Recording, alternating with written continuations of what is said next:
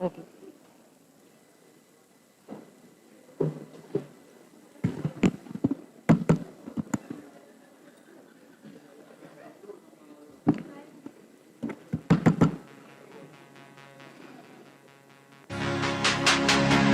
Om Amrita Vishwa Vidyapeetham. Our humble pronouns at the lotus feet of Jagat Guru Mata Amrita Vishwa Amma. Good morning and a warm welcome to the Convocation Ceremony 2026 of School of Medicine, Dentistry and Business of Amrita Vishwa Vidyapeetham. Distinguished faculty and proud parents, esteemed guests, and most importantly, our remarkable graduates, today is gathering. This occasion represents the culmination of years of perseverance, dedication, and academic achievement. We are gathered here to honor and celebrate the incredible accomplishments of each and every one of you. Here we come, walking with pride as they join us, taking what may be the most significant and meaningful steps of the entire academic journey. These are the moments that mark the pinnacle of their formal years of education.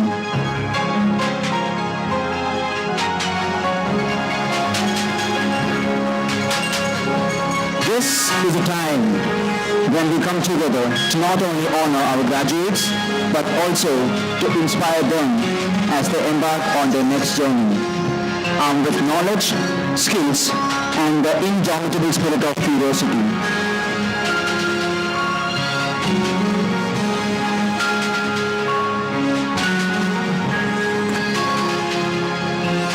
It's a day filled with emotion, the pride of achievement, the excitement of new beginnings, and perhaps a touch of nostalgia as you bid farewell to the chapter of your academic life. But remember, Convocation is not just an end, it's also a new beginning, a stepping stone to a world full of possibilities.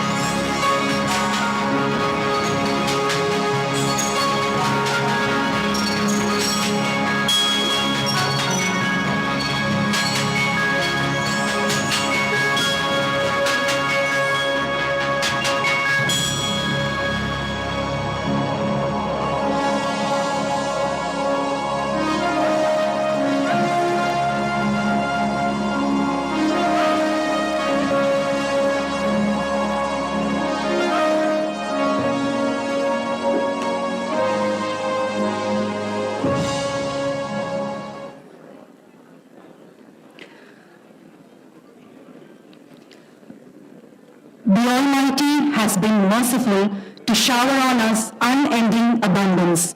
We remain deeply grateful in prayer always. May I humbly request Sampujya Swamiji Purnamritanandapuri, General Secretary of Mata Amritanandamayi, to lead us in prayer and invoke the blessings of the Almighty and our beloved Amma through the Divine Puja. I request everybody to rise for the puja.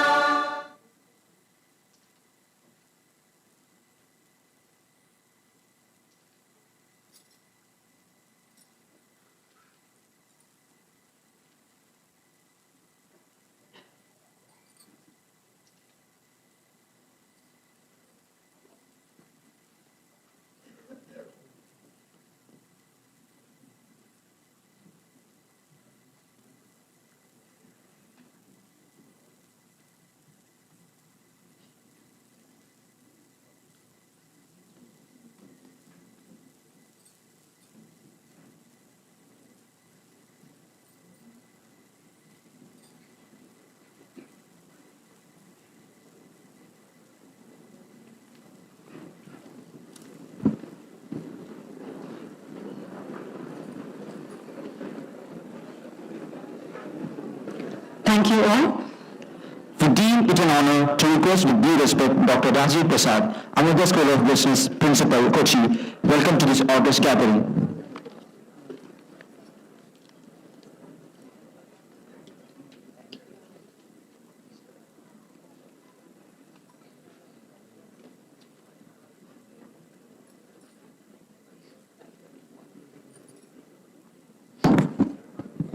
Amrita Vishwa Vidyapeetham. My humble pranams at the lotus feet of Sadhguru Mata Mani Devi, our beloved Chancellor Amma. First of all, let me welcome all the graduates who look so beautiful in your wonderful traditional dress attire. Hearty congratulations for your graduation successfully and your proud parents. So, I warmly welcome all of you to this august occasion. So I will first of all take this opportunity to welcome our Santoji Swami Purnamitananda Puri ji, who is General Secretary of Mata Mani Mutt and one of the most senior disciples of our Amma, beloved Amma. We welcome you, Swami ji.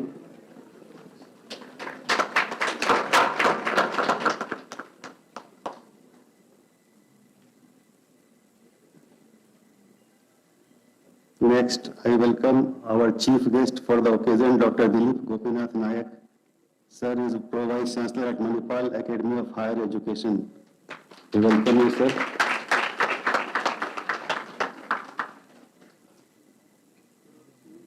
Next, we welcome Sri Vijay Kumar.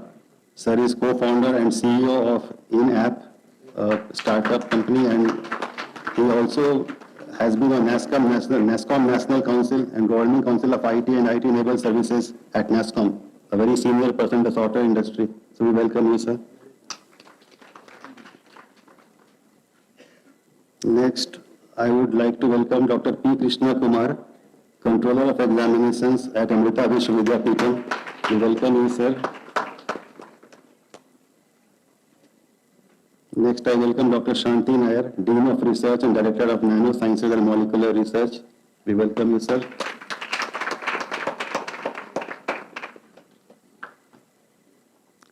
Next, I would welcome Dr. Balagopal Verma, sir, Principal of the School of Dentistry at Amrita Vishwa Vidyapeetham. We welcome you, sir. Next, we welcome Dr. Raghu Raman, Dean of the Schools of Business at Amrita, Puri, Amravati and Kochi. We welcome you, sir. Next, we welcome Dr. Prashant Nair, Deputy Registrar at Amrita Vishwa Vidyapeetham. We welcome you, sir.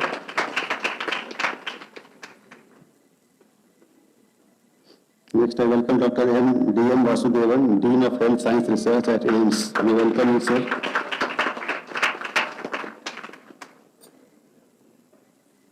Next, we welcome Dr. Rakesh, Vice Principal at Amrita School of Dentistry.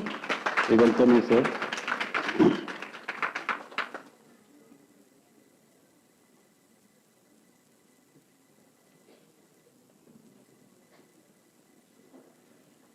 And last but not the least, I am sitting on the podium, so I welcome myself also. Om Amriteshwari Namah.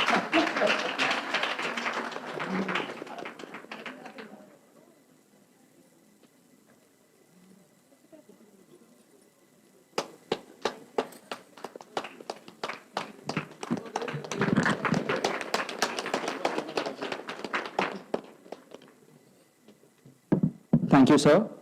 We are deeply honored to invite Dr. Shanti Kumar V. Nair, Dean of Research and Director Nanosciences and Molecular Research, to deliver the presidential address. He is a recipient of numerous awards from National Science Foundation, USA, and from the industry in material research. Sir has received the impressive CNR Rao India Nanoscience Award for his outstanding contribution in nanotechnology research and development in India. Dr. Shanti Kumar V. Nair is ranked 5th among the top 10 material scientists in India. Sir, it is with immense privilege that we welcome you to share the insight with us today.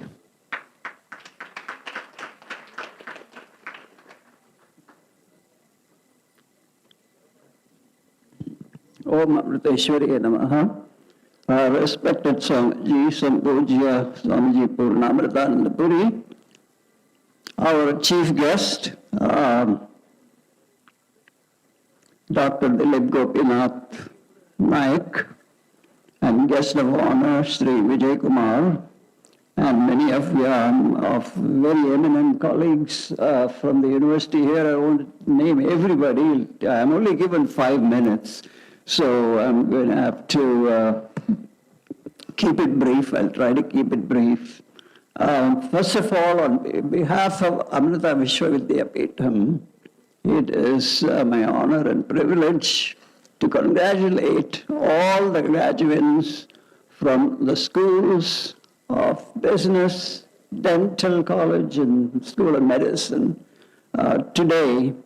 Congratulations for all the hard work that you have put in to get to this very important milestone. I also wish to congratulate the faculty. It is their training, their patience, their compassion that have brought you all here. And I think they also deserve a real round of applause, right? Finally, the parents, I congratulate them. Without their constant support, encouragement, love, again, you would not be here today. So I think they are a very important part of this whole thing. So this is a very important moment. You're going from, I would say, a relatively protective environment of academia to the real world. And the real world is a little bit different. It's challenging. There are unexpected challenges that will come. One has to be responsible. You're on your own. You have to take decisions, sometimes very tough decisions. And you have to deliver. The society will ask you, you studied for so many years, what could you do with it? And obviously, that is an important thing. But I am sure, given Amrita's educational training, you have been trained not only in your profession, but you also trained to build your character. And few points I'll make is about this balance between your professional training and your character. And given that, I am sure that you will all be the future generation. If you're looking at the healthcare profession, you, all of you, I would say, would be the future healthcare professionals who will take India forward in an innovative and dynamic way. There's no better time today, especially in India, than the healthcare profession, which is seeing massive growth all across India. You know, for example, many engineering institutions are investing in hospitals because they understand that that is a very important part of our future. Healthcare is a very important part of the future. From the business side, I hope that you will be the students. I shouldn't say I hope, I know that you will be the students that will take the business side of things in a compassionate and sustainable way. We don't want, like in the US, healthcare costs to explode into the stratosphere and make it unavailable to our Indian people. One of the important things that Amma says is that we need to give access in our country to everybody. And one of your roles will be, how do you take your training so that you can give that access? Now, I want to say a few points in terms of the balance between the inner and outer, which I think is going to be useful. I'll frame it in terms of a short story, which is not really a story, it's the real scenario. We have, as you know, dental, medical, and nanosciences have been working together a lot. And one of the very interesting projects that came out is a very interdisciplinary project. I'm saying this because Dr. Anna Sareen is also here and she's going to be getting a PhD.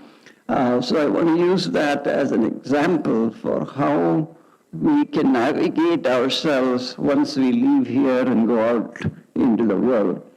We developed a project and Dr. Anna Sareen developed and conducted some human clinical trials on a mandibular implant, which can take dental implants into it. So that's a very innovative and very successful program. And it was a program which started almost 20 years ago, progressed from the nanosciences into the dental college. Well, dental college started to participate and team with us. And then it was taken up by Dr. Sareen with guidance from the dental college. Dr. Manzoor was involved, and also guidance from Dr. Subbu Iyer, I don't know if he's here, from the head and neck department in the hospital. And it was the very first very interdisciplinary project that went from very engineering materials oriented foundations to become an application in the hospital. That's a long journey because you have to do all the preclinical animal studies, the lab work, the molecular testing, and so on, toxicity studies. There's a long journey to get into the hospital. It's the first product that got SEDESCO approval to actually test it in human beings. It was the first in human trial conducted by Amrita in-house with in-house manufacturing at our in-house GMP. And I would say more than, I think that's great. And I would say that at least about more than 6 PhDs came from it. And Manzoor and Sarina, one of them, and several others, that shows that the journey is long, but the journey is worth it. You don't give up. You have to be persistent. You have to keep it up. And you also need to understand that you cannot give up. You must also work together as a big team of people with various different expertise. Nothing proceeds in a cocoon. You cannot sit and expect big success unless you bring teams in with different expertise so that we can succeed. Just as an example, aside from this, when I moved from US, I was basically an engineering material scientist, right? And I graduated from IIT Mumbai with metallurgical engineering. So what am I doing in a hospital doing medical research? Why am I here? I would say simply I'm here because Amba asked me to come and do all my research in the hospital. At that time it was a shocking idea and I thought it's rather crazy. But it turned out to be one of the best ideas because the confluence of engineering, materials, and clinical became so powerful. In fact, we were the first to really get a lot of momentum with that. And so others followed suit. I would say, I look at it like that. Rest of India followed suit and felt that this confluence is very important. And now we've got a headwind, we got a head start because we're already into human clinical trials. And I think the lesson I want to say is don't play it safe, don't sit in a cocoon. Be strong enough to come out of your comfort zone and learn new things. Today, doctors are learning AI, they're taking AI workshops. In fact, IIT Chennai is starting a medical school. It's an engineering campus. So unless we are open to new ideas and new fields, that confluence, which is what creates success, may not happen. And so that's very important. The second thing I want to point out is when we started 20 years ago, all we did really, because it's some ideas that I came in from the US with, was we added some polymers into some solvent and we pushed it through a syringe at very high velocity and something streaked out that was of nanoscale dimension. You cannot even see it. You really cannot see these things, but if you shine light on it, it was so insignificant. But something so insignificant, invisible, became one of the most powerful forces in medical research. Because many of these nanofibers, which is what they ended up being, when twisted into yarns, and that's what got into this implant, which gave it strength and toughness and many other things. It all evolved from there, from 20 years ago when we started making something invisible and realizing that it has so much potential in the medical field. So the point I want to make is many things that are otherwise seemingly insignificant can be very, very significant. So nothing is insignificant in this world. And I just want to make that point also. And finally, tough decisions. I mentioned that earlier on. You have to take tough decisions when you leave here and go out into the world. Let's take this example. We have this implant, it's a mandibular implant and everything. It's still in clinical trial. And although toxicity has been verified, we are still going to run into issues when we start getting in depth into phase 2 trials, phase 3 trials.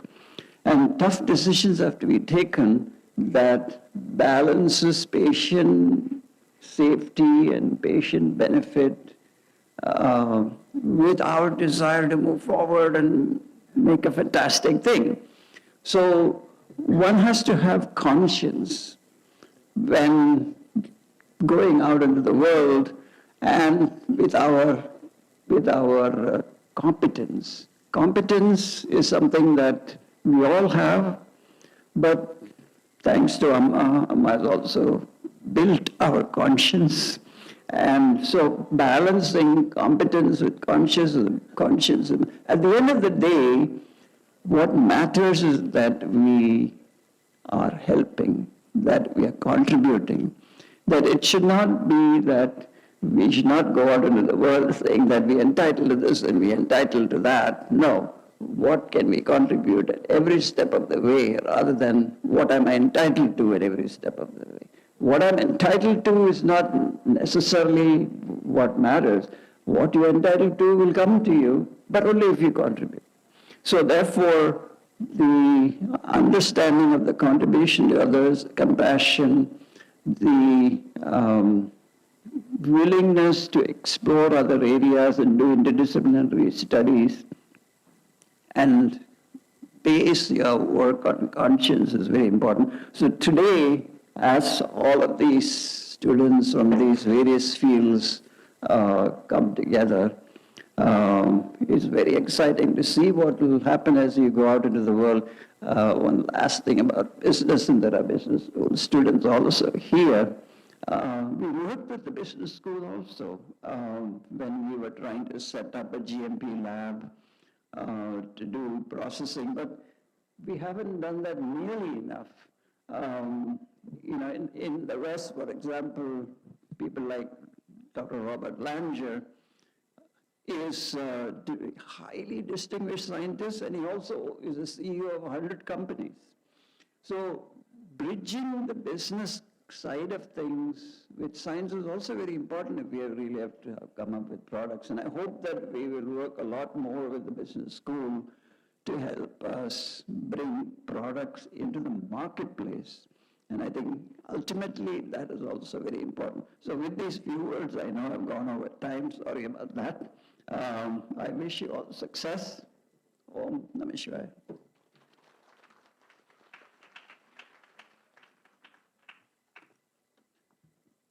Thank you, sir.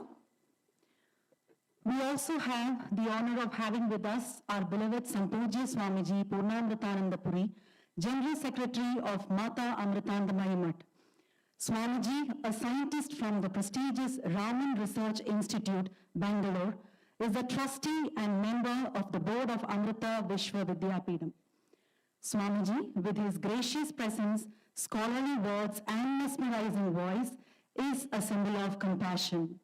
I humbly request Swamiji to enlighten the gathering with the benedictory address.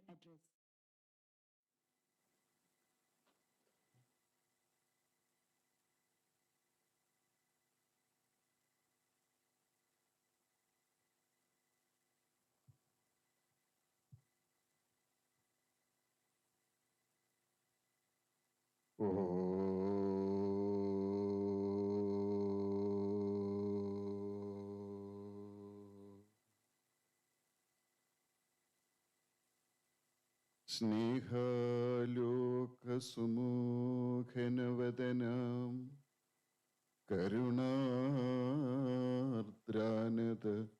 നയനാം രമ്യാം ശ്രുതജനപാലന വ്യഗ്രാം സൗമ്യാം അമൃതാനന്ദമയീം പ്രണമാമി.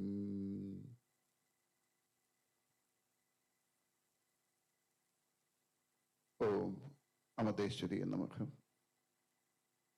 My humble pranams to our chief guest, Dilip Gopinath Naik, and guest of honor, Sri Vijay Kumar, all the dignitaries on the dais and off the dais. I'm so happy to see so many Tansi Ranis and Rajas in front of me with the celestial costumes. You look so beautiful. One more convocation ceremony is going to happen. Amrita Vishwa Vidyapeetham is dedicating one more batch of its qualified and worthy students to the world. So it is an auspicious occasion. On this auspicious occasion, let me congratulate all our graduates for their strong determination and a wonderful performance.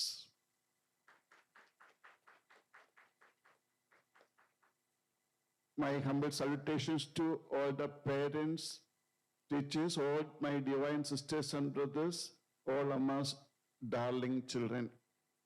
That's what Amma says. Entire world should become like one family, Amrita family. At present, we are getting divided in the name of caste, religion, languages, politics, nation. Amma tries to dissolve all these feelings of divisions with her divine love. And Amma says to become successful in our life, three things are very important.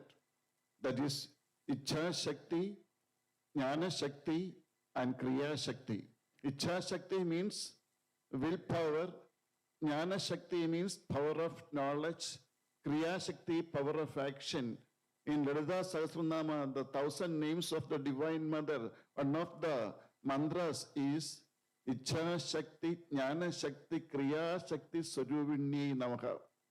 There are so many energy tracks within us, so we should be able to activate that energy track to use our full skill.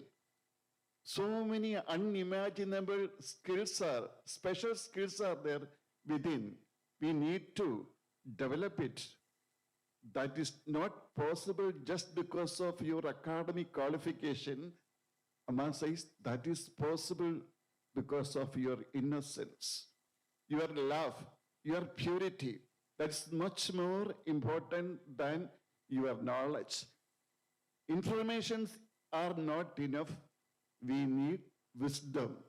What miracle can happen in our life when you activate the divine wisdom? You can see in the life of Amma. I remember during Amma's first Bombay visit, that's in 1984, a group of scientists came to meet Amma. They spoke with Amma for 2.5 hours. They were actually really explaining about the problems in Baba Atomic Research Center, Bombay. Then they also asked so many scientific questions also. Amma gave beautiful answers. Then Amma asked one question to them, and which made all the super scientists silent. Amma asked, what is more expensive than outer space? The super scientists kept quiet. Then Amma gave the answer, the world within. What have you done to explore the mysteries of your inner world? There lies the fountain of happiness. So we do everything to get happiness. How to experience that happiness, everlasting happiness? That is possible if you know about certain secrets of life. People always complain that I am not getting love, I am not getting happiness, I am getting bored. I remember once a young girl, a 12-year-old girl, talking to her mother. Grandma, how could you be able to live in so long in this boring world? I am getting bored. The 12-year-old girl says, getting bored. So all the objects in this world is going to make you bored after some time. The most beautiful thing in this world also make you bored after some time. You may not be able to find beauty all the time in one object. Mind always changes. So we also need to know the mystery of the inner world to become really successful in our life. That's why Amma said, activate Ichha Shakti, Jnana Shakti, and Kriya Shakti. So Ichha Shakti, willpower, strong determination. If you want to achieve something, you should have strong determination first. I will achieve it. I will try to achieve it. Never happen. No other option. I will achieve it. Then settings of the nature will change. That energy field will change. The whole universe will support you if you know how to have strong determination. So that is the first thing. Then second process, when you have strong determination, I will achieve it, then you will think how to achieve it. You will try to learn more about that. Then Jnana Shakti develop. Then when you put it into practice, Kriya Shakti. So to become successful, these three things are very important. Just learning is not enough. The more you learn, the more you will come to know the limitation of your intellect and also depth of your ignorance. That's why Amma says, if you can become empty, you can enjoy the beauty of fullness. Learning means emptying process. The more you learn, finally you will come to know that I know nothing. When you become so humble, so simple, you get a connection with the cosmic intelligence. Amma's intelligence is not from book knowledge. It is cosmic intelligence. You ask any question from any field, answer is ready. If you ask Amma, how do you know this? I don't know, because I don't know anything. If you don't have the feeling that I know, then it is not possible. So your purity is much more important than your intelligence. Your innocence is much more important than your intelligence. Just informations are not enough. Wisdom is needed. Pure knowledge is needed. That is possible when there is humility. So Amma says, children, this universe is a university. Try to be like a beginner throughout your life. Try to learn. It is impossible to teach someone with your knowledge. It is impossible to teach others, but many people will learn from you. Your personality should be beautiful. Your way of walking, speaking, smiling, everything can teach others certain lessons. So people will learn from you. You can influence all the human minds if you are pure enough to get that connection of love. So education actually activate this divine love. If you know that, you know nothing. Then many miracles can happen in your life. Teachers can give information, knowledge, but masters, they delete all the unwanted informations and fill your mind with wisdom. That is possible. Just IQ is not enough. Everybody think that if IQ is more, that is enough. No. Intelligent quotient is needed to learn things, remember things, reproduce it. But EQ is equally important, emotional quotient. You should have control over your emotions. If you don't have control over your emotions, your family life can become a failure. Professional life can become a failure. So just having special skills are not enough. You should have control over your emotions. That's what Lord Krishna says. It's impossible to stop the external war, but there are techniques so that you cannot be affected by this external war. In Bhagavad Gita, Lord Krishna explains about the inner battle. If you know how to stop the inner battle of the negative forces and virtues, if you know how to defeat the negative forces with your virtues, then success is possible. In Bhagavad Gita story, in Mahabharata story really happened outside, but the war, battle explained in Bhagavad Gita is not that external war, it is the inner war continuing in human minds. You should know how to stop the inner battle. For that, every day you should have certain spiritual practices like meditation, something which you can transcend the body, mind, and intellect. That's also needed to become successful in your life. So emotional quotient, you should have control over your emotions. Then social quotient, you should know how to get adjusted with the different personalities. No matter whether you are in the house or in the office, anywhere, you should know how to get adjusted with the different personalities to become successful in your life. Then adversity quotient. You should know how to face the challenges of life. You should not lose your confidence in certain situations. So you should know how to overcome, how to face the challenges of life with a smiling face. That's also part of education. But Amrita produces such professionals with innocence. Nowadays, modern education raises our innocence. But Amrita is different. Amrita Vishwa Vidyapeetham is different. That's why all the companies are coming to our institution first to select our students because of your purity, innocence. I can see that innocence in all your faces. Can sustain that innocence. That is the strength.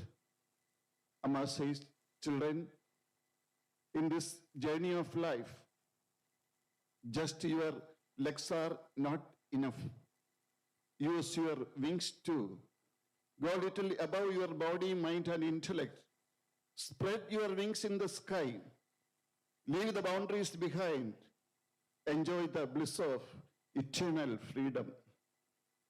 And to enjoy life, Amma reveals the secret, become a giver of happiness, giver of love. If you expect happiness, you are not going to get it from this external world. But if you can become a giver of happiness, certainly you will get it because that's the rule of this nature. You get whatever you give. So try to become a giver of happiness. That is the essence of spirituality. When you become a giver of happiness, you become spiritual.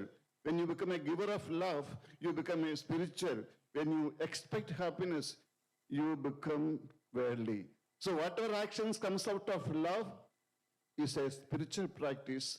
Whatever actions comes out of selfishness is worldly, ugly. So try to become a giver of happiness. And also never think that you can enjoy your life after hurting your parents. If you really want to enjoy life, make your parents happy. May Amma bless all of you with that kind of purity and clarity to enjoy the real beauty of life. Thank you so much. Namaskar.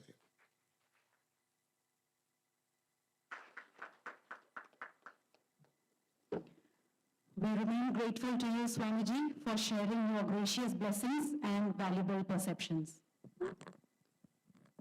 Knowledge is the everlasting light that illuminates the human mind. Now I invite our esteemed dignitaries to illuminate this momentous occasion by lighting the ceremonial lamp, marking the formal inauguration of today's convocation. Let this light symbolize the brilliance of learning and the beginning of a bright future of our graduates.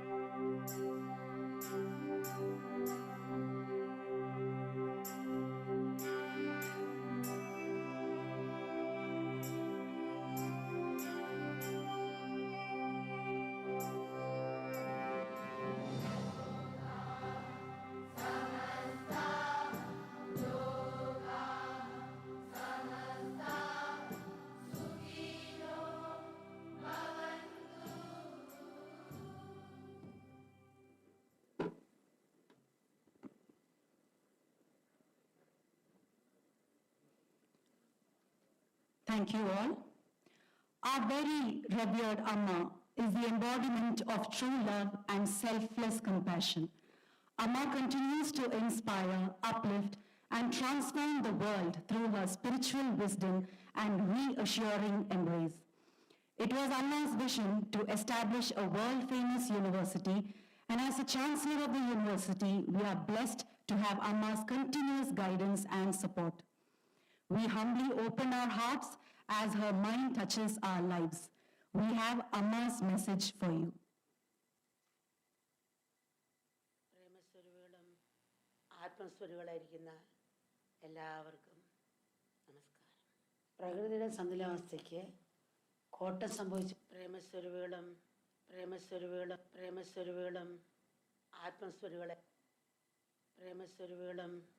ആത്മസ്വരൂപികളായിരിക്കുന്ന എല്ലാവർക്കും നമസ്കാരം.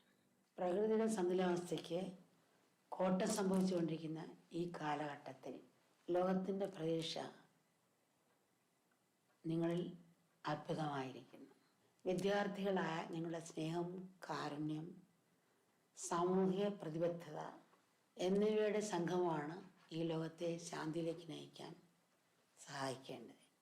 ജീവിതത്തിൽ ഏകദേശം 20 വർഷത്തിൽ കൂടുതൽ വിജ്ഞാനത്തിനായി സരസ്വതി ദേവിയെ ഉപാസിച്ചവരാണ് നിങ്ങളിൽ പലരും. പഠിച്ചത് പ്രവൃത്തിപഥത്തിൽ കൊണ്ടുവരാനുള്ള അവസരമാണ് ഇനി. ആ അമൂല്യമായ അവസരം മക്കൾ കാണാതെ പോകരുത്. സ്വന്തം ആവശ്യങ്ങളെക്കുറിച്ച് മാത്രം ചിന്തിക്കാതെ ലോക നന്മയ്ക്കായി നമുക്ക് എന്ത് ചെയ്യാൻ കഴിയും എന്നുകൂടി ചിന്തിക്കേണ്ടിയിരിക്കുന്നു. മക്കളുടെ ജീവിതം ലോകത്തിന് വേണ്ടി കൂടിയാകണം. സ്നേഹമായ എണ്ണയിൽ മുക്കി കാരുണ്യത്തെ തിരി ജ്വലിപ്പിക്കണം.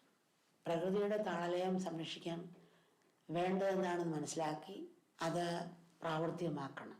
അപ്പോൾ എല്ലാത്തിനെയും നിയന്ത്രിക്കുന്ന ഈശ്വര ശക്തിയിൽ വിശ്വാസം അർപ്പിച്ച് മുന്നോട്ട് നീങ്ങുകയും വേണം.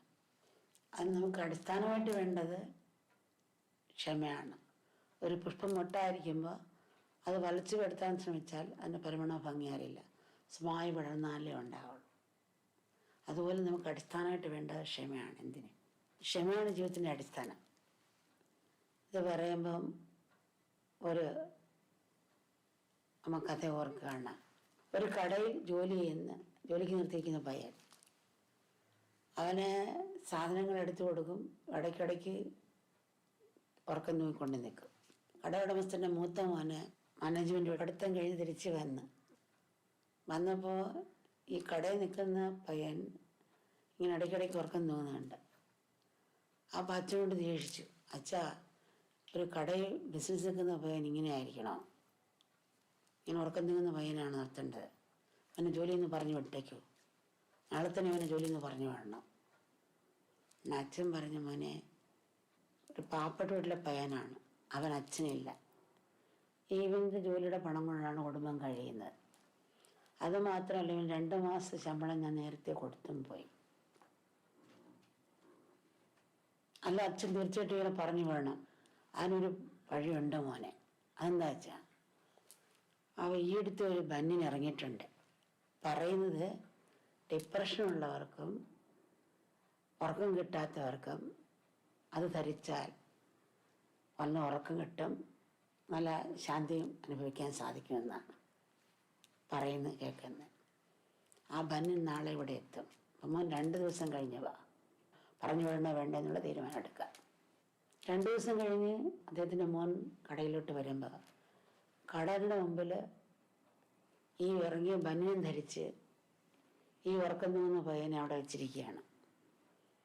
അപ്പം മുകളിലൊരു ബോർഡുണ്ട്, ഡിപ്രഷനുള്ളവരും ഉറക്കം കിട്ടാത്തവർക്കും ഈ ബനിയൻ ധരിച്ചാൽ ഉറക്കം കിട്ടുന്നതായിരിക്കും, റിലാക്സ് ഉണ്ടായിരിക്കുന്നതായിരിക്കും. അന്ന് ബോർഡ് എഴുതി. പക്ഷെ താഴെ ഈ ബനിയൻ ധരിച്ചിരിക്കുന്ന പയ്യനുണ്ട്, തൂങ്ങിക്കൊണ്ടേയിരിക്കുകയാണ്. അപ്പോൾ മൂത്തമ്മ വരുമ്പോൾ കാണുന്ന രംഗം ബോർഡ് ഇതാണ്. എന്നിട്ട് നേരെ അകത്തോട്ട് കയറുന്നപ്പോൾ കട നിറച്ച് ചിടിച്ച് നിൽക്കുന്ന ആൾക്കാർ ഈ ബന്യം വാങ്ങിക്കാൻ വേണ്ടി. വന്ന ദിവസം തന്നെ ബന്യം വിറ്റ് തീരുകയും ചെയ്യും. അദ്ദേഹം വളരെ ക്ഷമയുള്ള മനുഷ്യനാണ്. അതുകൊണ്ട് ആ വിവേകം ഉണ്ടായി. അതുകൊണ്ട് ആ പയ്യനിലെ കുറവുകളെ അദ്ദേഹം കഴിവുകളാക്കി മാറ്റി. അതുപോലെ വിവേകത്തോടുകൂടിയും ക്ഷമയോടുകൂടിയും നീങ്ങിയാൽ നമുക്ക് ഏത് കുറവുകളെയും കഴിവുകളാക്കി മാറ്റാൻ പറ്റും. അനുഭവമാണ് ഗുരു. അദ്ദേഹത്തിൻ്റെ അനുഭവജ്ഞാനമാണ് പോരായ്മകളെയും നല്ല രീതിയിൽ ഉപയോഗിക്കാൻ കഴിഞ്ഞത്. മക്കളിപ്പോൾ ഇനി ഇവിടുന്ന് ജോലിക്ക് വേണ്ടി ഇറങ്ങുന്നതായിരിക്കും. അപ്പോൾ ആ ക്ഷമയും ശ്രദ്ധയും ഓരോ കർമ്മത്തിലും ഒക്കെ കൊണ്ടാവട്ടെ. നമ്മുടെ ജീവിതത്തിൽ പലവിധത്തിലുള്ള സാഹചര്യങ്ങൾ ഉണ്ടാകാറുണ്ട്. ചിലപ്പോൾ എങ്ങനെ പ്രവർത്തിക്കണമെന്ന് തീരുമാനിക്കാൻ നമുക്ക് സ്വാതന്ത്ര്യം ഉണ്ടാകും. മറ്റു ചിലപ്പോൾ ആ സ്വാതന്ത്ര്യം നമുക്ക് ഉണ്ടാവില്ല. എല്ലാം അപ്പോൾ നമുക്ക് സ്വീകരിക്കാനേ പറ്റൂ. പ്രവർത്തനങ്ങൾ തിരഞ്ഞെടുക്കാനുള്ള സ്വാതന്ത്ര്യം നമുക്കുള്ളപ്പോൾ എല്ലാം ഈശ്വരൻ്റെ ഇച്ഛയാണെന്ന് ചിന്തിച്ച് വെറുതെ ഇരിക്കേണ്ട ആവശ്യമില്ല. അത്തരം സന്ദർഭങ്ങളിൽ വിവേകം ഉപയോഗിച്ച് ശരിയായ കർമ്മം ചെയ്യാൻ നമുക്ക് കഴിയണം. പക്ഷേ തിരഞ്ഞെടുക്കാനുള്ള സ്വാതന്ത്ര്യം ഇല്ലാത്ത അവസരങ്ങളിൽ എല്ലാം ഈശ്വര ഇച്ഛയായി സ്വീകരിക്കാൻ നമ്മൾ ശ്രമിക്കണം. ഉദാഹരണത്തിന്, നമ്മൾ ആടി പൊക്കം വയ്ക്കാൻ ആഗ്രഹിക്കുകയാണ്. ഇന്ന് നമ്മുടെ സെല്ലുകളിൽ, അതായത് ജീൻസിൽ 5 അടി കൂടുതൽ നീളം വയ്ക്കാനുള്ള ഘടനയില്ല. അതുകൊണ്ട് നമ്മൾ എത്ര ശ്രമിച്ചാലും 1 ഇഞ്ച് പോലും നീളം വയ്ക്കാൻ നമുക്ക് കഴിയില്ല. കാൽ രണ്ടും കെട്ടിത്തൂക്കി ഞാൻ കിടന്നാലും തലയും കുത്തി നിന്നാലും എത്ര ഭക്ഷണം കഴിച്ചാലും എത്ര മരുന്ന് കഴിച്ചാലും നമ്മൾ ആഗ്രഹിക്കുന്ന പോലെ നീളം വയ്ക്കില്ല. ഇങ്ങനെയുള്ള ആവശ്യമില്ലാത്ത പ്രവൃത്തികൾ നമ്മുടെ ശക്തിയും സമയം കളയുന്ന മാത്രമല്ല, കൂടുതൽ പ്രയാസങ്ങൾ സൃഷ്ടിക്കുകയും ചെയ്യും. ചിലത് നമ്മൾ പ്രയത്നിച്ച് മാറ്റിയെടുക്കാൻ സാധിക്കും. ഉദാഹരണം, നമ്മൾ പരീക്ഷയിൽ തോറ്റാൽ ഇത് വിധിയായിരിക്കും, നിശ്ചയെന്ന് കൊണ്ട് ഇരിക്കേണ്ട ആവശ്യമില്ലല്ലോ. നമ്മൾ വീണ്ടും ഒന്നുകൂടി പഠിച്ച് പരീക്ഷ എഴുതാൻ ശ്രമിക്കണം. ചിലപ്പോൾ നമ്മൾ ഇന്നൊരു ജോലി കിട്ടിയില്ല, വിധിയാണെന്ന് പറഞ്ഞിരിക്കാൻ പാടില്ല. വീണ്ടും ഇന്നോട് പോകുന്ന പോലെ നമ്മൾ ശ്രമിച്ചുകൊണ്ടിരിക്കണം. ജീവിതത്തിൽ ചില കാര്യങ്ങൾ നമ്മൾ സ്വീകരിക്കേണ്ടതുണ്ട്, ചില പ്രയത്നത്തിലൂടെ മാറ്റേണ്ടതുണ്ട്. ഉദാഹരണത്തിന്, ഒരു മഹാപ്രളയം കേരളത്തെ ഒന്നാകെ മുക്കിയപ്പോൾ മക്കൾ ഊണും ഉറക്കവും ഉപേക്ഷിച്ച് പ്രളയത്തിൽപ്പെട്ട നിസ്സഹായരെ രക്ഷിക്കാൻ ഒന്നിച്ച് പ്രവർത്തിച്ച് ഹെൽപ്പ് ലൈൻ സ്ഥാപിച്ച് മക്കൾ അനവധി പേരെ ദുരിതക്കള്ളിൽ നിന്ന് രക്ഷപ്പെടാൻ സഹായിച്ചു. ആ കൂട്ടായ്മയുടെ പുറകിൽ പ്രവർത്തിച്ച വികാരം എന്തായിരുന്നു? മക്കൾ ഉള്ളിൽ നിറഞ്ഞ സ്നേഹവും കാരുണ്യമല്ലേ? സഹജീവികളോട് നിങ്ങൾക്ക് തോന്നിയ സ്നേഹത്തിന്റെ ശക്തിയാണ് ആ കർമ്മം. അങ്ങേയറ്റം ഭംഗിയാക്കാനും മറ്റുള്ളവർക്ക് പ്രചോദനമാകാനും നിങ്ങളെ സഹായിച്ചത്. ആ സമയത്ത് ഞാനെന്നും അവരെന്നുമുള്ള ചിന്തയില്ലായിരുന്നു. നമ്മൾ എന്ന സ്നേഹത്തിൻ്റെ, അതിൽ നിന്നുണ്ടായ ഐക്യബോധത്തിൻ്റെ ശക്തിയാണ് നിങ്ങളെ നയിച്ചത്. മക്കൾ ചെയ്തതുപോലെ തന്നെ വേറെ പല രീതിയിൽ, എല്ലാവരും കൂടെ പല രീതിയിലുള്ള ആ പ്രയത്നം കൊണ്ടാണ് അത്രയും പേരെ രക്ഷിക്കാനും, പിന്നെ ജനങ്ങളുടെ എല്ലാവരുടെയും കാരുണ്യം കൊണ്ടാണ് അന്നവും വസ്ത്രവും ഒരേപോലെ എത്തിപ്പെട്ടതും. അതുകൊണ്ടാണ്. അപ്പോൾ ഇത് എപ്പോഴും എല്ലാവരുടെയും ഉള്ളിലുണ്ട്. ശ്രമിച്ചാൽ നമുക്ക് ഈ ഭൂമി തന്നെ സ്വർഗമാക്കി മാറ്റാൻ കഴിയും. ആത്മീയ ശക്തി എപ്പോഴും ജ്വലിപ്പിച്ച് നിർത്താൻ കഴിഞ്ഞാൽ പിന്നെ ജീവിതം ഒരു നദീപ്രഭാവം പോലെ സുന്ദരമാകും. ആ തടസ്സങ്ങളില്ലാതെ മുന്നോട്ട് ഒഴുകിക്കൊണ്ടിരിക്കും. തടസ്സങ്ങളൊന്നും ഉണ്ടാകില്ല എന്നല്ല, തടസ്സങ്ങൾ നിങ്ങളെ തടുത്തു നിർത്തില്ല, ഒന്നിനൊന്നും പിന്തിരിപ്പിക്കില്ല. നമ്മളെല്ലാവരും മനുഷ്യരെന്ന് പറയും, എന്നാൽ ഒരു പുഴുവിനേക്കാളും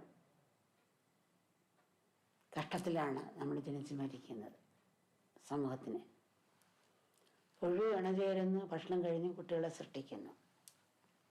മനുഷ്യൻ ഇണചേരുന്നു, കുട്ടികളെ സൃഷ്ടിക്കുന്നു, ഭക്ഷണം കഴിക്കുന്നു, മരിക്കുന്നു. പക്ഷെ പുഴു പ്രകൃതി നശിപ്പിക്കുന്നില്ല. പക്ഷെ മനുഷ്യൻ പ്രകൃതി നശിപ്പിച്ചും എടുത്തും കൊണ്ട് പോകുന്നു. മനുഷ്യനും കിട്ടിയിട്ടും ബുദ്ധിയെ പ്രവർത്തനക്ഷമമാക്കുന്ന ആ ശക്തിയുടെ ഉറവിടം നാം അന്വേഷിക്കേണ്ടിയിരിക്കുന്നു. ആ ശക്തി നമ്മൾ കുടികൊള്ളുന്നു. അത് നമ്മുടെ അസ്തിത്വത്തിൻ്റെ അഗാധ തലമാണ്. നമ്മുടെ അസ്തിത്വത്തെ നമുക്ക് നിഷേധിക്കാനാവില്ല. ലോകത്തിൻ്റെ അസ്തിത്വം, പ്രകൃതിയിലെ ഓരോ വസ്തുവിൻ്റെയും അസ്തിത്വം നിഷേധിക്കാനാവുന്നതല്ല. ഞാനുണ്ട് എന്ന സത്യം സ്വയം പ്രകാശകമാണ്.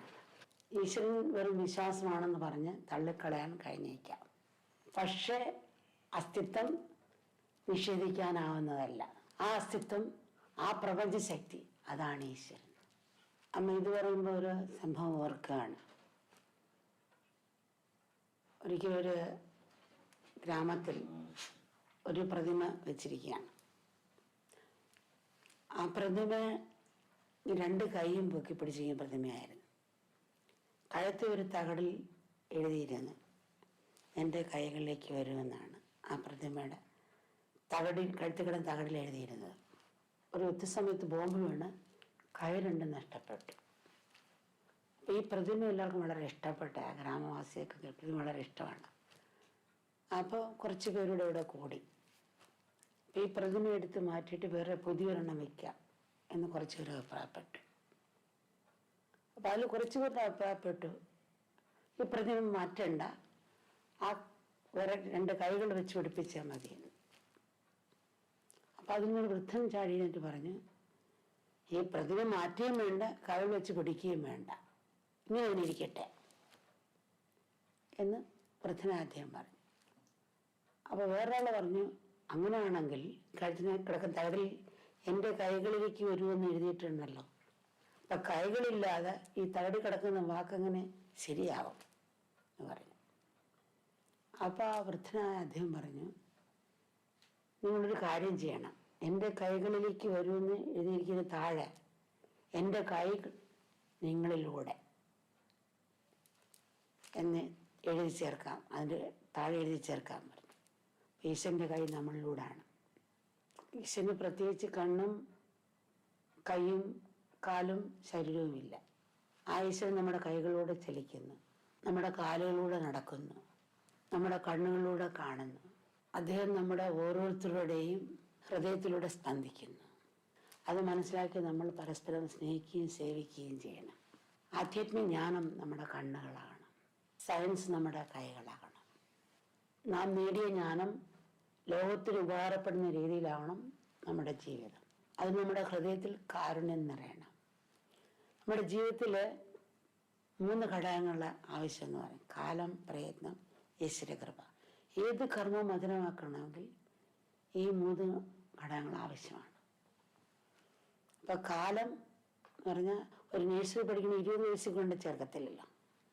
അപ്പോൾ അടുത്ത് പോയാൽ ഇത്ര മണിക്ക് ഇറങ്ങി, അപ്പം ഒരു 2-3 മണിക്കൂർ യാത്ര ചെയ്താലേ പ്ലേ സ്റ്റേഷനിൽ എത്തുള്ളൂ.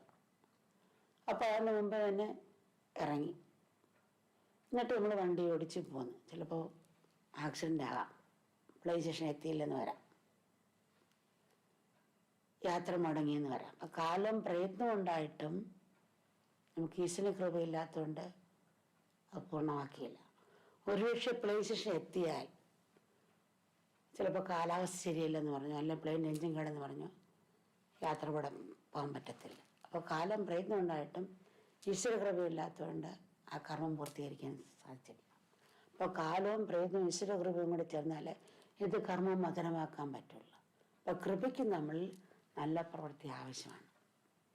ആ നല്ല പ്രവൃത്തിയാണ് കൃപയായിട്ട് വരുന്നത്. ലോകത്തോടുള്ള കാരുണ്യമാണ് ഈ കൃപയ്ക്ക് പാത്രമാകുന്നത്.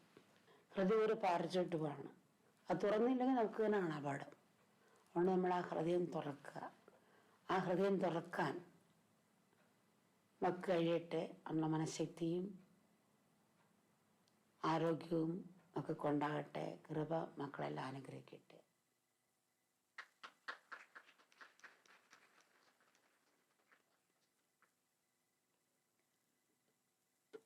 Today, we are honored to have as our chief guest Dr. Dilip Gopinath Naik, Pro Vice Chancellor, Manipal Academy of Higher Education. We call upon Dr. Rakesh S., Vice Principal, Amrita School of Dentistry, to introduce our chief guest for the day.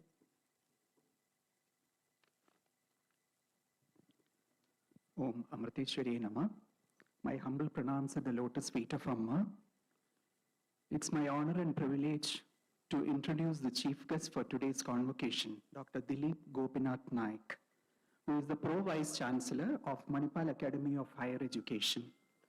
Sir is an alumnus of Manipal College of Dental Sciences, MCODS Manipal, having obtained his Bachelor of Dental Surgery, BDS degree in 1983 and the Master of Dental Surgery in Periodontology in 1986. He served for a stint of 8 years at the Al Arab Medical University, Benghazi, Libya from 1991 to 99. On his return, Sir was appointed as the Associate Dean MCODS Mangalore in the year 2000. In July 2012, he was promoted as Dean MCOTS Mangalore, a position which Sir held till June 2020. He has over 2 decades of administrative experience. Now, under his leadership, MCOTS Mangalore has been ranked among the top 5 private dental colleges in India consistently during his tenure. Dr. Dilip is credited for the establishment of Faculty of Dentistry at the Malacca Manipal Medical College in Malaysia. Dr. Dilip has been trained in oral implantology in Germany. A very keen researcher, Sir has over 65 national and international publications in indexed journals and has conducted over 12 national and international multicentric clinical trials. Sir is also the co-author for the Southeast Asian edition of the hugely popular Carranza's Textbook of Clinical Periodontology. This second edition of the book has currently sold over 42,000 copies. Dr. Dilip has been the National Vice President of the Indian Society of Periodontology for 2 consecutive terms. He has been a consultant for the oral health care for Hindustan Unilever Limited, Mumbai. Sir has been a Board of Studies member for the Rajiv Gandhi University of Health Sciences, Karnataka, Kerala University of Health Sciences, Nitte University, and Yenapoya University, Mangalore. Dr. Dilip has also been the Commonwealth Examiner for the University of Nairobi, Kenya. Sir is an assessor for the NAC accreditation as well as the inspector for the erstwhile Dental Council of India. He was conferred with the Distinguished Alumnus Award during the Golden Jubilee celebrations of MCOTS Manipal recently. During his tenure as the Dean, Dr. Dilip introduced a cutting-edge technology in diagnosis and treatment in the clinics. He brought in the indigenous digitization of the patient management system and introduced OBE into the dental curriculum, which the current National Dental Commission is insisting in all dental colleges across the country. He started 1 fellowship and 6 innovative certificate programs under the current trends in clinical dental treatment. Above all, Sir is also an excellent teacher who is fondly remembered even today by his students. On behalf of all of you, I most humbly invite Dr. Dilip Naik to deliver the convocation address.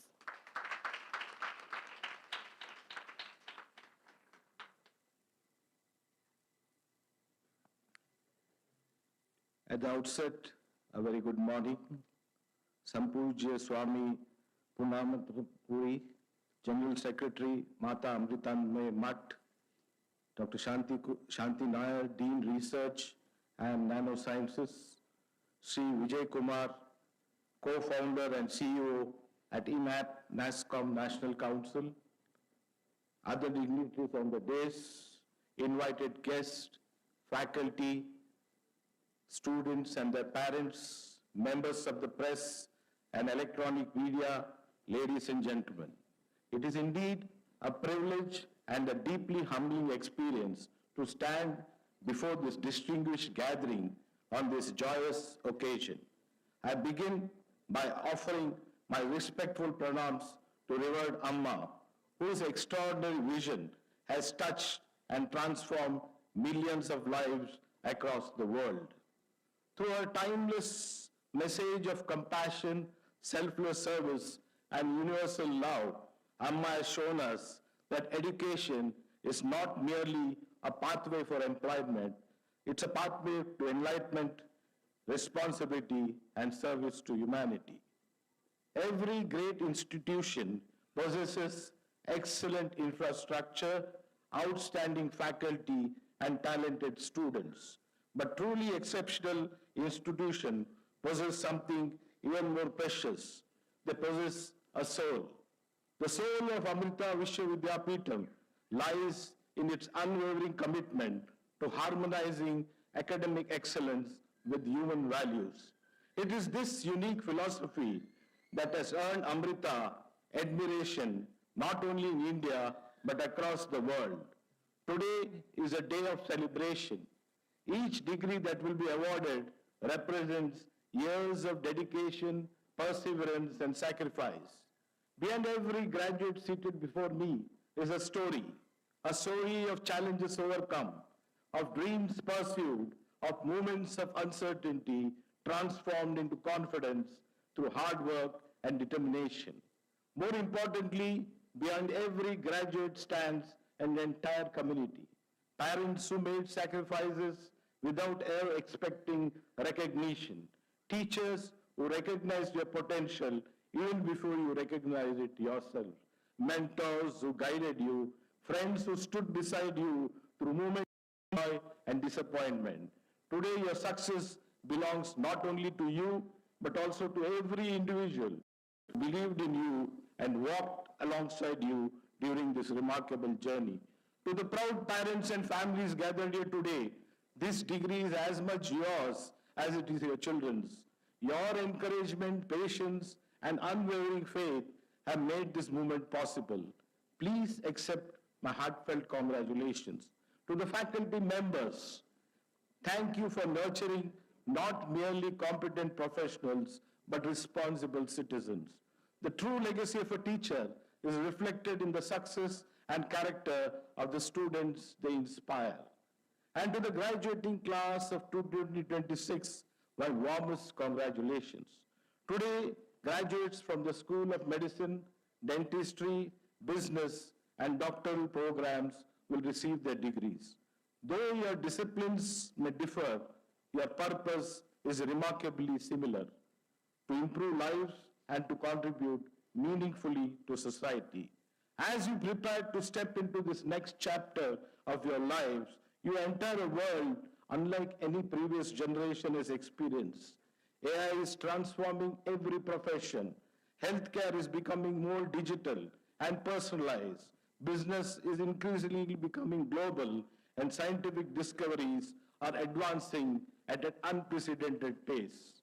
At the same time, higher education has evolved through international collaborations, multidisciplinary research, virtual learning, and greater global mobility, making knowledge more accessible than ever before.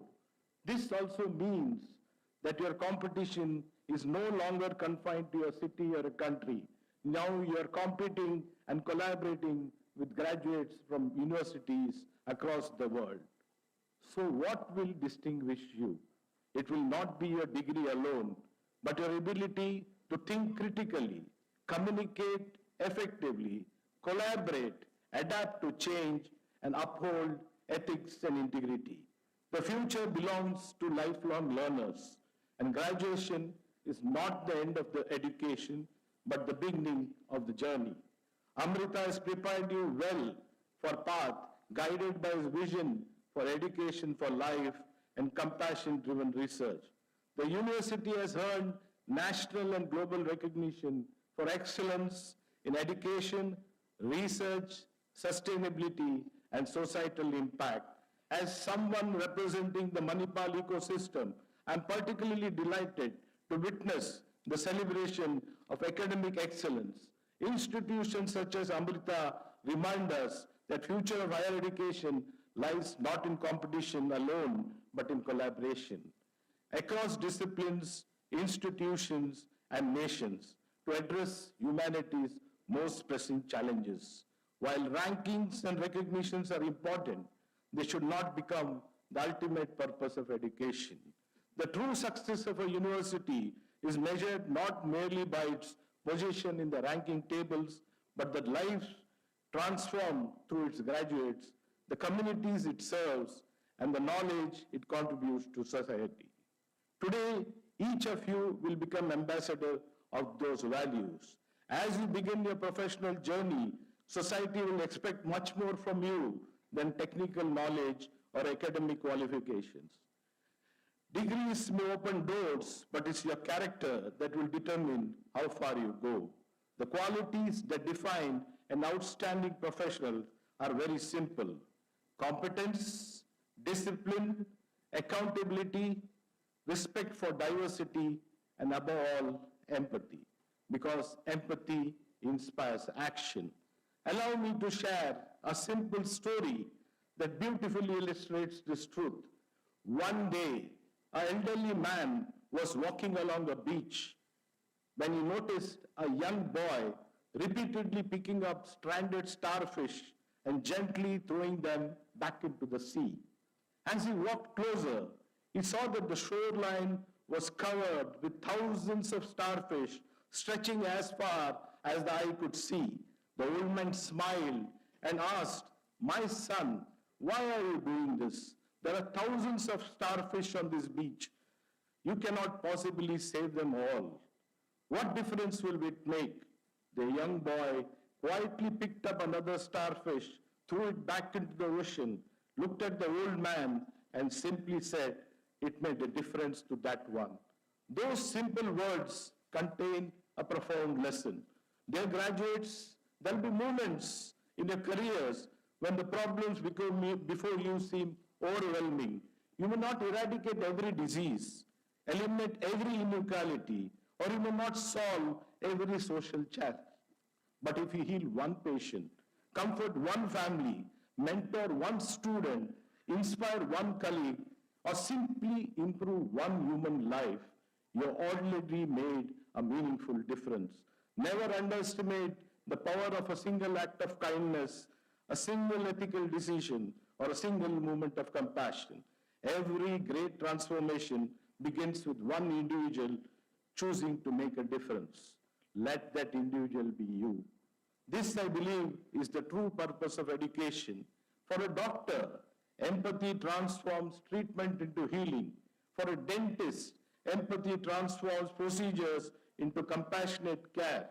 For a business leader, empathy transforms management into meaningful leadership. For a researcher, empathy ensures that innovation is guided by genuine human needs. Technology will continue to evolve at extraordinary speed. AI will analyze data more efficiently than we can. Machines will recognize patterns with remarkable precisions. Robotics will perform procedures with increasing accuracy. Yet, there are certain qualities that no technology can replace. No machine can offer reassurance to an anxious patient, and no technology can ever replace genuine human compassion. As graduates of Amrita, I hope empathy becomes your defining characteristic. Dear graduates, India stands at a defining moment as a global hub for healthcare, innovation, research, entrepreneurship, and technology. Alongside these opportunities are challenges such as healthcare disparities, mental health concerns, climate change, and ethical issues arising from rapid technological advances. Addressing them will require professionals who combine knowledge with integrity, innovation, and compassion, and you're well placed to help shape that future. As you leave this beautiful campus today, remember that the greatest measure of success is not how much you accumulate for yourself, but how much you contribute to the lives of others. For ultimately, education finds its higher purpose not in personal achievement, but in public service. As Mahatma Gandhi wisely said, the best way to find yourself is to lose yourself in the service of others. The world simply does not need more educated people. It needs ethical professionals, compassionate caregivers, responsible researchers, inspiring teachers, and above all, human beings who care. As graduates of Amrita, you carry a legacy that extends beyond academic excellence. You represent an institution that shows that education and compassion are not separate ideals, but inseparable partners in nation building and human development. Revered Amma has often said, quote, "Be like the honeybee who gathers only nectar wherever it goes. Seek the goodness that is found in everywhere," unquote. What a profound philosophy for life. As you embark upon your professional journey, carry this wisdom with you. Seek learning in every challenge, remain humble in success, and stay hopeful in setbacks. Congratulations to the graduating class of 2026. I once again extend my heartfelt congratulations to every graduate and to every proud parent and family gathered here who have shared this remarkable journey with you. May you find success in your work, happiness in your life, and purpose in all that you do. Go forward with confidence and make a positive difference wherever life takes you. Thank you. Jai Hind.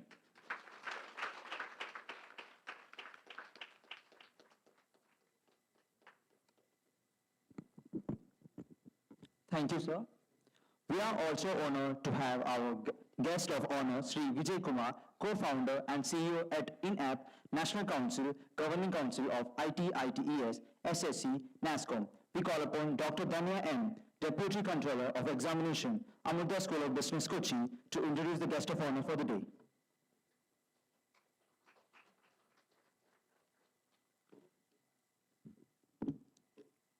Om Amriteshwari Namah. Humble pranams at the lotus feet of Amma. It's our great privilege and honor to extend a warm invitation to our esteemed guest of honor, Sri Vijay Kumar. Sri Vijay Kumar is the co-founder and CEO of INAP, a global software engineering company headquartered in Trivandrum. With over 25 years of experience in the software services industry, he has led INAP's growth into a trusted technology partner serving Fortune 500 companies, SMBs, and startups across North America, Japan, and India. The company has a team of over 500 professionals and delivers solutions across web, mobile, cloud, AI, and IoT. An engineering graduate from the College of Engineering Trivandrum and an MBA from the School of Management Studies, Kochi University of Science and Technology, Sri Vijay Kumar brings together technical expertise, business acumen, and leadership experience. He currently serves on the Governing Council of the IT Sector Skills Council and is a member of the NASCOM SME Council, contributing to national skilling initiatives and supporting the growth of small and mid-sized technology enterprises. His leadership journey includes several industry and community leadership roles, along with conducting more than 40 leadership workshops across India and overseas. He is passionate about entrepreneurship, leadership, technology, and helping young professionals building meaningful careers in an AI-driven world. We are truly honored to have him with us on this occasion, and I now invite Sri Vijay Kumar to address the gathering and share his valuable thoughts.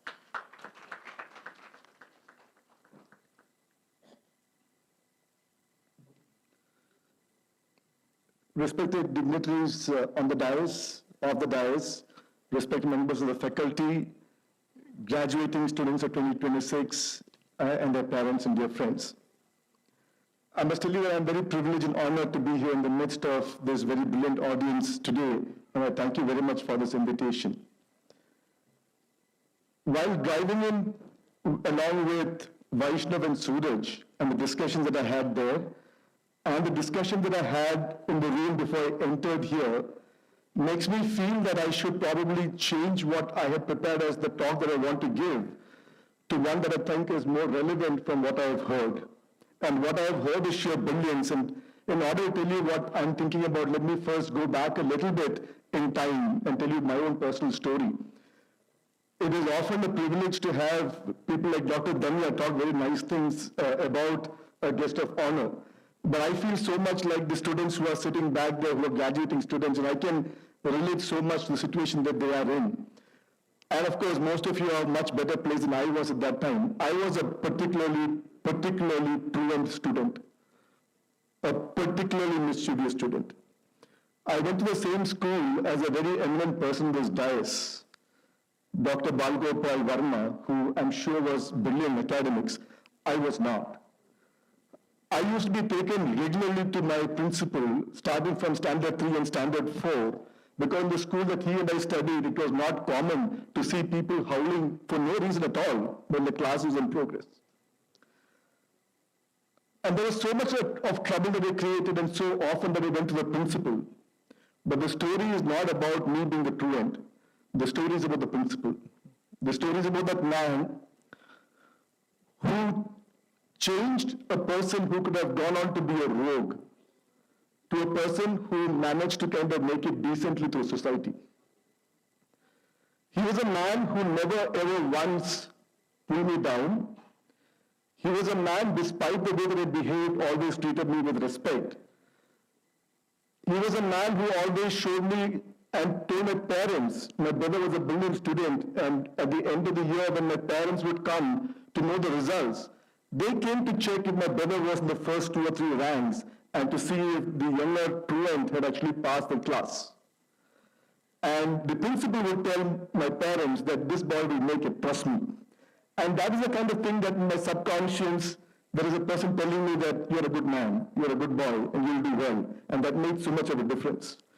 That school was one where I think values, and that's the reason I thought I should talk more about that, because I think when I walked into this room and for the conversations that I had, it was not so much about the knowledge and the wonderful education, which I do know that you have, but it was more predominantly the aspect of values, which I believe is what fundamentally lays a foundation to very, very long and good careers ahead. And this school inculcated that. The truant was fortunate enough to go on to become a school leader in the same school, continuing to be, unlike Dr. Balgopal Varma, continue to be very poor in academics. But I think if you look at it, if today there is something that I'm more proud about, it was not the fact that I was a school leader. It was the fact that I was also the person who was in charge of the WC cleaning, and every day evening I would go and clean the toilets in the school. And those were the sort of things I felt that the school had strongly inculcated in the students that passed through the corridors, which I thought is something which stands in good stead throughout education.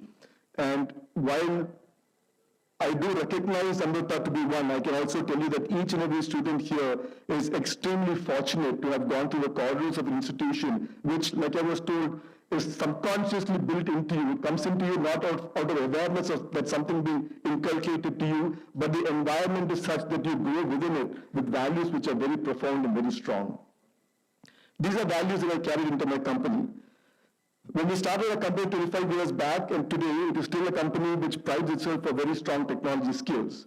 But there are 4 values that we reiterate time and again, because we believe that investing in people and investing in the values that people hold good is more important than any technological superiority that we can have. Because ultimately, if the people are good and if the people are valued, then everything else follows from it. And the 4 values that we hold very strong and very good in our company are first, integrity. We publicly make a statement that this company will never, ever have a situation where one thing is said and something else is done. And that's integrity, that's honesty. The second is about respect, and everybody is treated equal. And we believe fundamentally everybody is equal. There is no distinction between anybody. People play different roles in the workplace. There's a person who does a project manager, who does a project management work. There's a person who does a front office work. There could be a person who's a team lead. People play different roles, but that doesn't make anybody superior to anybody else. And like the door of Father Varki, who was a principal, who was a man that I'm talking about, in my school used to have a door that is always open for any student to walk in. I would love to have the same kind of a sentiment where it's a flat organization, the door is always open, anybody can just go to anybody and say what they want to. So that's the second, about respect. The third is about initiative and drive, which is about really wanting to bring out the best in people, giving the freedom of space to operate in their own ways and to kind of contribute to the company's growth, to the initiative that they bring to the table. And the fourth amongst the values are teamwork, which we believe is something which is far beyond any individual, and working as teams has the beauty of far higher achievements over time. So it's integrity, respect, initiative and drive and teamwork. And these are values that we drive very strong. I'm coming back to the point that values that Amrita stands for, values that the Naila school that I studied in stands for, and the values that we try to kind of bring into the institution that we currently work in are things which I think take people to a very long state. Being in the IT industry, let me also very quickly touch upon this aspect of what I see as a very changing world today, a dynamic which is very, very fast changing. And as graduating students, I thought I must probably tell you this, that if we were to take our own industry, the IT industry, for the last 30 years, the IT industry has been governed by one equation. And that equation is that revenue equals people times hours times rate. Revenue equals people times hours times rate. And this is the kind of equation that for the last 30 years helped the IT industry to flourish. So when we take on large amount of work, more people are needed, a lot more time and effort, more hours are needed, and if you charge a good rate, that's your revenue, which makes your business very profitable. Everything followed from this equation. The way that we hired, the way that we approach our customers, the way that we did our pricing, and the way that the pyramid structure exists, which is flat at the bottom, or wide at the bottom and narrow at the top. That fundamental equation is breaking. And the fundamental equation is breaking along aspects of productivity, along aspects of revenue, along aspects of people, and along the aspects of the larger landscape in which we operate. And I must tell you that the larger landscape of which we operate also provides with it enormous opportunities. While I'm talking about the IT industry, the industries across the world are changing, and I'm taking specifically my industry, which is what I know most about, but I'm sure they apply across. And the opportunity for our industry really is that over the last 30 years, we've had our customers based in the US and in Europe telling us what to build. And we were excellent in execution. So we were able to build what exactly they wanted. But we never decided what needs to be built. So we were excellent dancers, but we never chose a dance.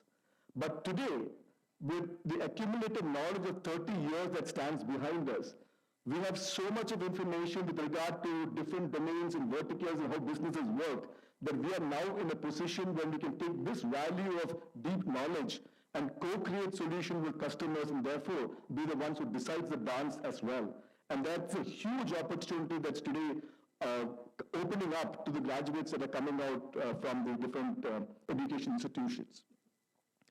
I might also want to stop very quickly telling you that while it was mentioned several times over that knowledge is important, and of course it is, this knowledge and the shelf life of this knowledge is very, very short today. And today you are able to kind of get this knowledge from sources beyond the absolute brilliance of an individual or individual's mind. And in this changing scenario, let me talk to you about, very briefly, without going into detail, because I want to be mindful of time, of 5 elements which I think are extremely useful. The first is judgment.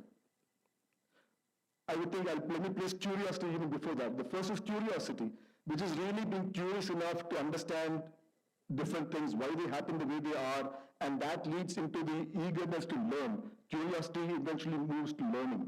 So that's the first. The second really is about ownership. And ownership is really about not looking at, is that my job, is it not my job, it's not my circus, not my monkey, but instead, picking up and doing what I can do for the best of the institution that I represent and work for. That's about taking strong ownership. The third is about adaptability. And adaptability is what I talked to you about, a very changing dynamic, and how do you continue to be relevant to this changing dynamic? How do you adapt yourself to this particular change that is happening all the time? The fourth is resilience. Be sure that in your careers as well as in life, there will be downturns and there will be tough moments that come through, and how we are able to kind of go past them, how quickly we get up from the point when we fall down and come back to our feet. That's resilience, which is again extremely important. And the final one is really about character and judgment. Judgment to decide what is the best thing to do. While knowledge is available, the judgment is the one that decides the course of actions to adopt and so on. But character is what you would do when no one is watching. And that's a very, very important facet that I'll leave you with. So these are some thoughts that I had that I want to share with you, but most importantly, it is a very big debrief from what I initially thought I should tell you. But what I thought was the beauty of this particular environment, which is about inculcating values and laying the strong foundations in each of you, which I thought was the biggest beauty, and I just wanted to call it out as something which I think is incredibly valuable in this institution, that each of you have a beautiful opportunity to be a part of. I'll wind up here, but let me not fail in my duty of congratulating everyone who made this possible, the faculty and the staff, but also wishing the very best to the graduating students of 2026 from the School of Dentistry, from the School of Medicine, and the School of Business. Thank you very much, and all the best. Thank you.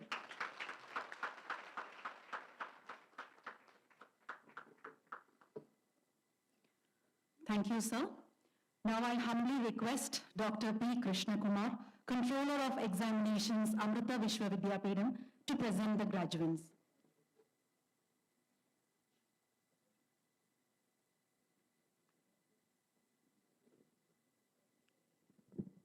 Om Amriteshwari Namaga.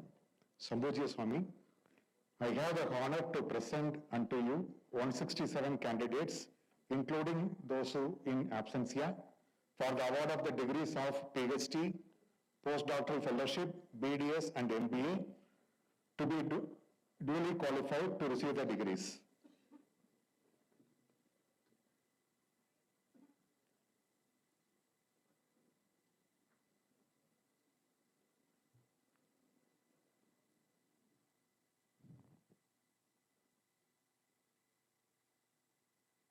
Thank you, sir.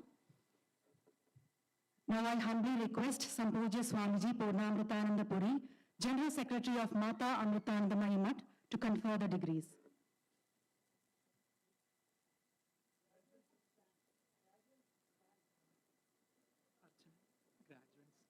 Graduates, please stand up.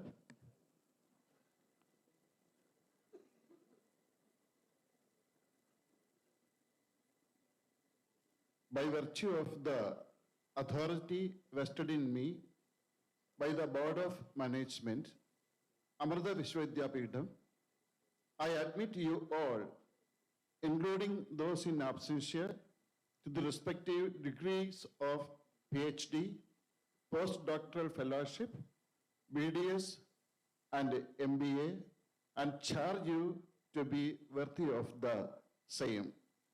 Thank you.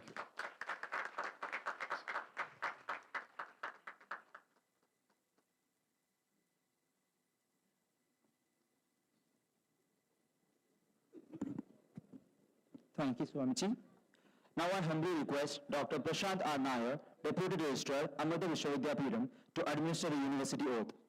All the graduates are requested to rise for the oath.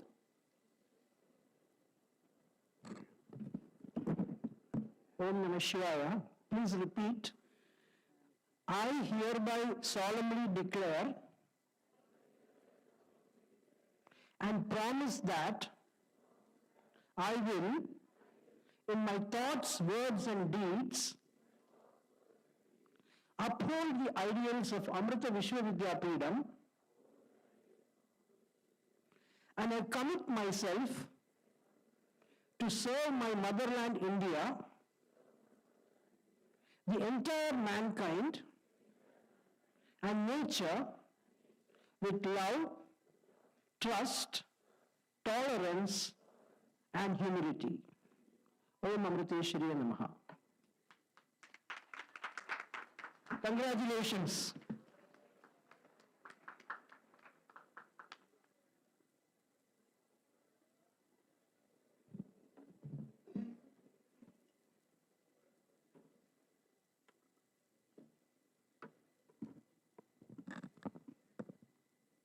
Success is truly rewarding, a fitting tribute to the hard work and dedication of those who have earned it.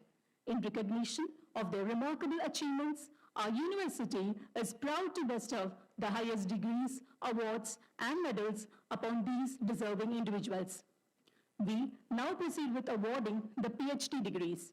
And to present the honors, we invite our esteemed chief guest, Dr. Dilip Gopinath Naik, along with other distinguished dignitaries on the dais to kindly join him. I kindly request the PhD graduates and their respective guides to accompany them onto the stage. From Amrita School of Medicine, we have Dr. Rajesh R.R. in the area of health sciences research on the topic integrated assessment and optimization of waste management and drinking water distribution system in a super specialty hospital, guided by Dr. D.M. Vasudevan.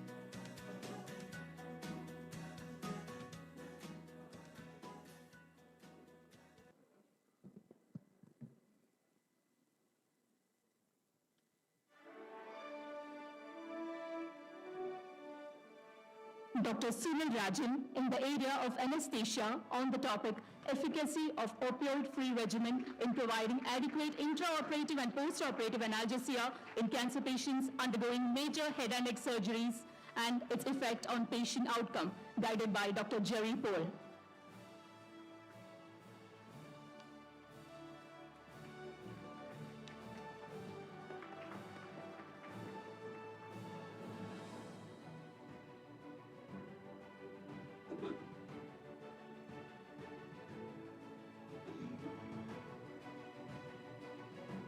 Dr. Neetu P.V. in the area of anesthesia on the topic effects of different anesthetic strategies on analgesic efficacy and immunomodulation in patients with breast malignancies undergoing breast cancer surgeries, guided by Dr. Jerry Paul.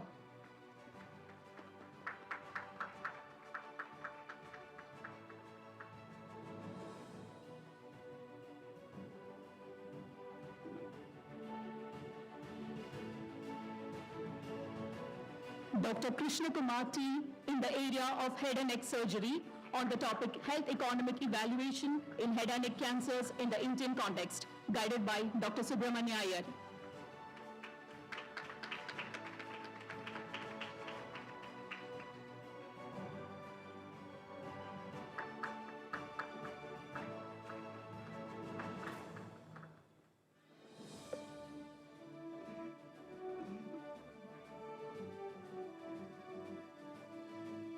Dr. Ranjit S. Badru in the area of public health on the topic a public health assessment of the effectiveness of biomedical waste management in India and the need for future policy reforms, guided by Dr. D.M. Vasudevan.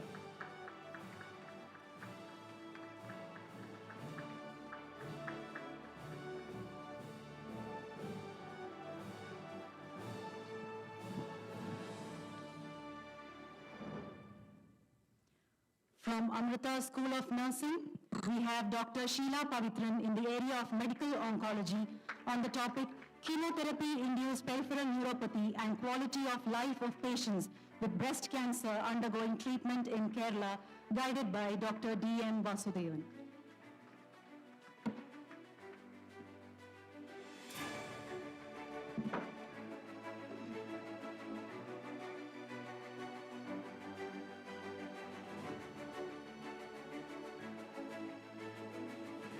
Dr. Sridevi P.A. in the area of clinical psychology on the topic psychological morbidities, parental responses to illness, and parental emotional availability in children with functional somatic symptoms, study from a tertiary hospital, Kerala, guided by Dr. Suma Balan.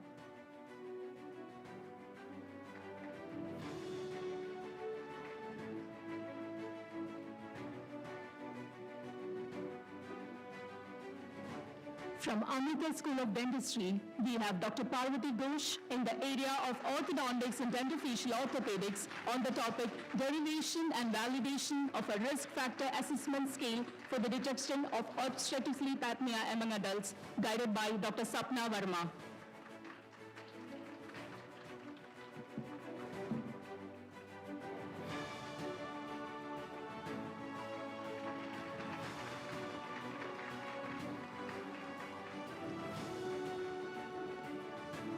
Dr. Anna Sarin Babu in the area of bone tissue engineering under nanosciences and molecular medicine on the topic safety and efficacy evaluation of Nanotex bone graft along with fibula flap in reconstruction of segmental mandibular defect, a pilot to clinical trial, guided by Dr. Manita Nair, Dr. Subramania Iyer, Dr. Manju V, Dr. Shantakumar V. Nair.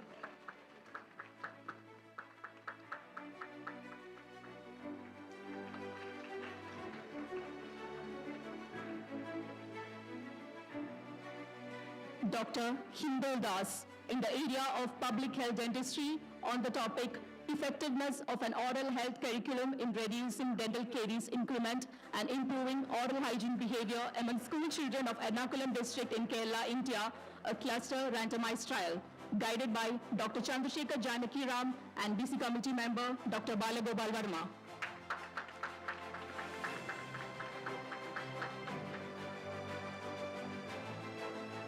Thank you, sir. To present the honors to the PhD graduates of Amrita School of Business and Amrita School of Engineering, I invite our esteemed guest of honor, Shri Vijay Kumar. From Amrita School of Business, we have Dr. Sanju K. in the area of management on the topic Consumer Responsibility for Sustainable Medicine Consumption in Medical Neoliberalism, guided by Dr. Danya Maniak.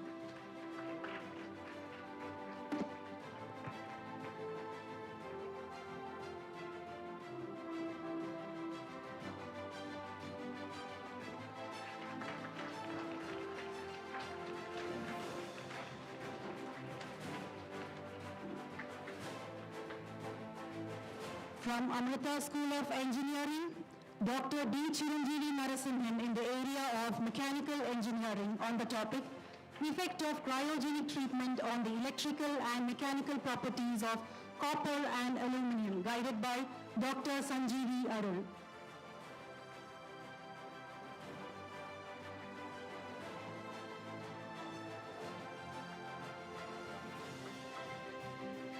Thank you, sir. Next, to award the Postdoctoral Fellowship in Maxillofacial Prosthodontics Program conducted by Amrita Institute of Medical Sciences, Kochi, in association with Foundation of Orofacial Rehabilitation by the University of California, USA, I invite our esteemed chief guest, Dr. Dilip Gopinath Naik, Dr. Balagopal Verma, Principal, Amrita School of Dentistry, Dr. Manjeevi, Head of the Department of Prosthodontics, Crown and Bridge. To receive the award, I call upon Dr. Swati Krishna.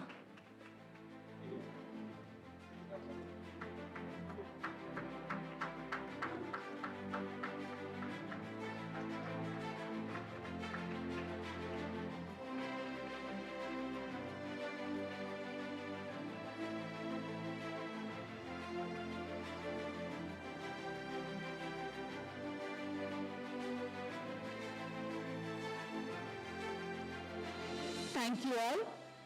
We now humbly request our chief guest, Dr. Dilip Gopinath Naik, to present the degrees, and Sampuji Swamiji Purnamatanandapuri to present the university medals to the meritorious students from Amrita School of Dentistry. From Bachelor of Dental Surgery, first rank and gold medal awarded to Dr. Aishwarya K.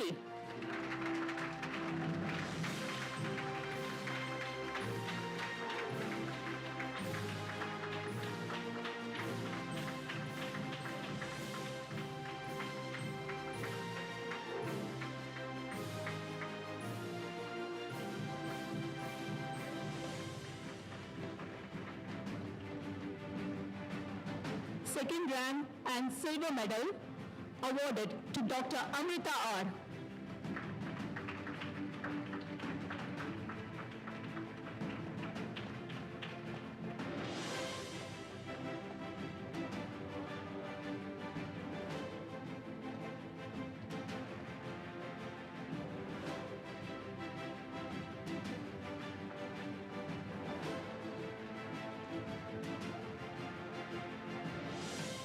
Thank you, sir. I invite our esteemed guest of honor, Shri Vijay Kumar, to present the degrees, and Sampuji Swamiji Purnamatanandapuri to present the university medals to the meritorious students from Amrita School of Business. First rank and gold medal, Ananda Lakshmi V.S.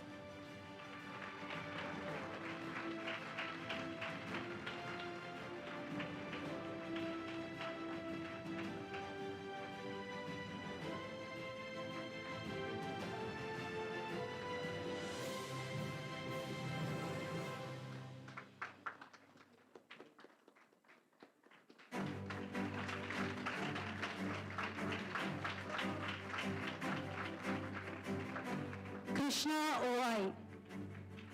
Second rank and silver medal.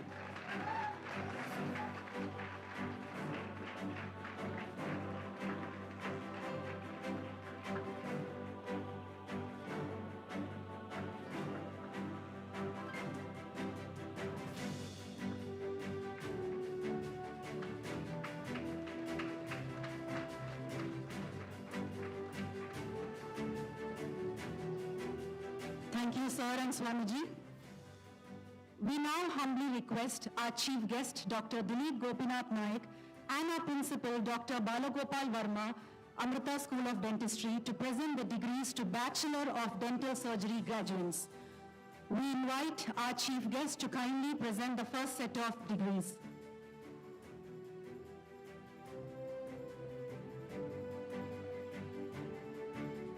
Dr. Abhinav Pradeep.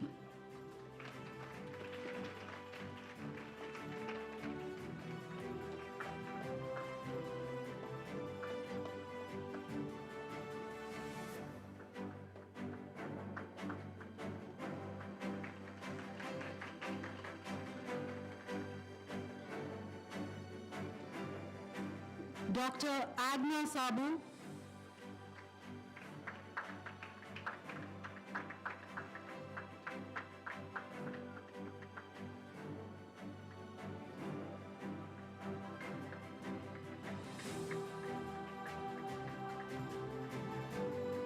Dr. Alan Eldo Paul.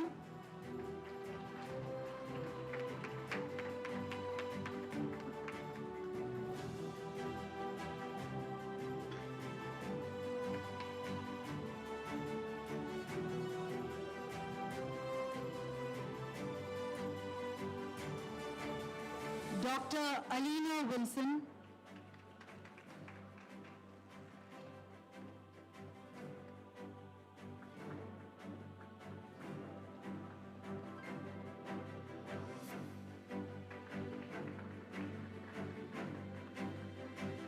Dr. Alan Susan Subi, 4th rank in BDS examinations.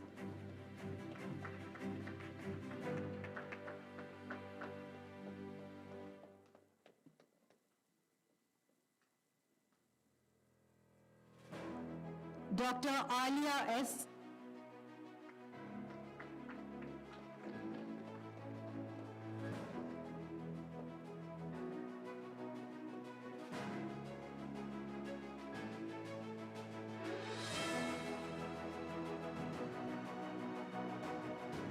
Dr. Amrita Prasannan.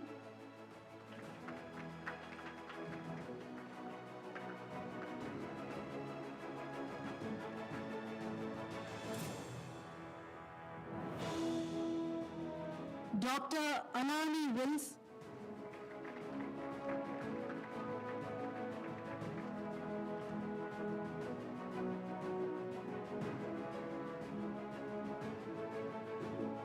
Dr. Ashwin Vinod.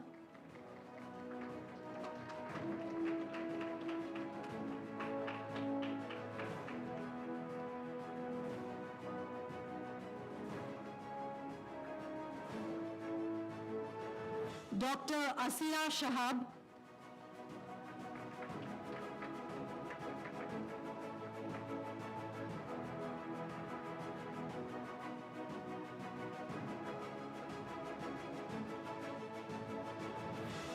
Dr. Asma Rabia Rafiq Salim.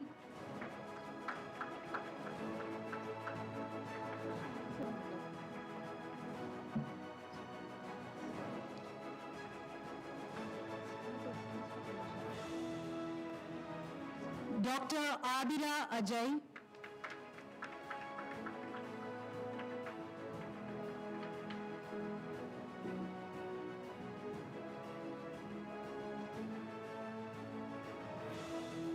Dr. Atul George Matthew.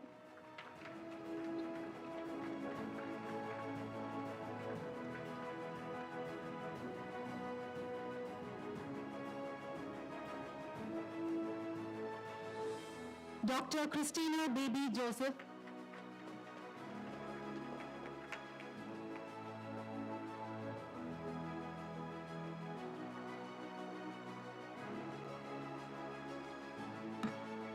Dr. Christina D. Varghese.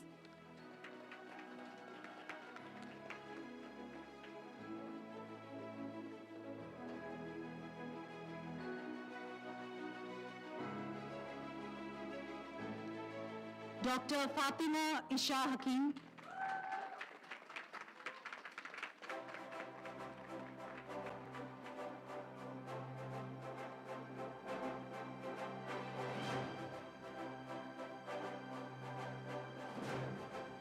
Dr. Gauri A.A.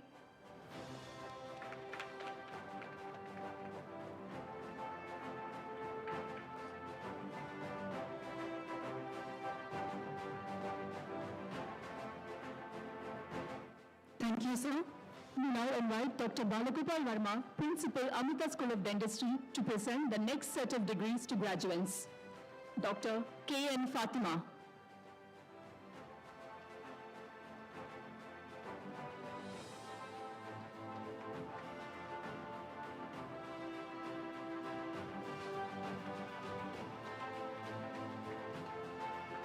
Dr. L. Devi.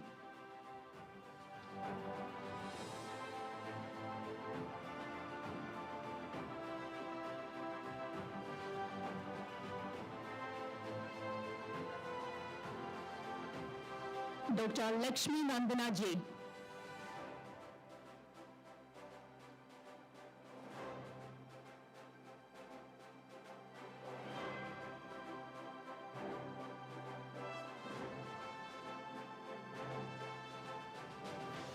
Dr. Lancia Manoj.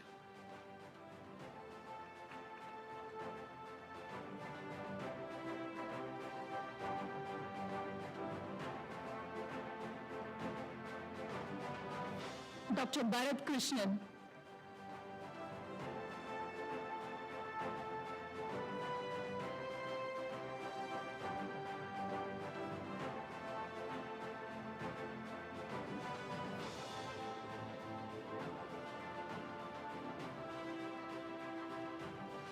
Dr. Malavika Dinesh.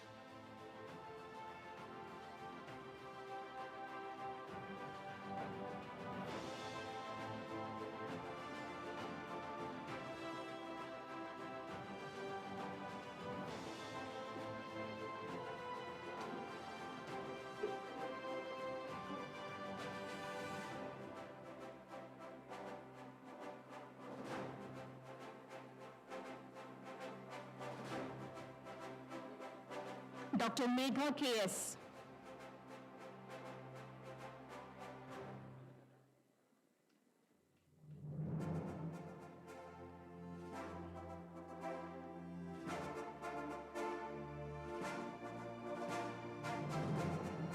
Dr. Miri Siddhi, 5th rank in BDS examinations.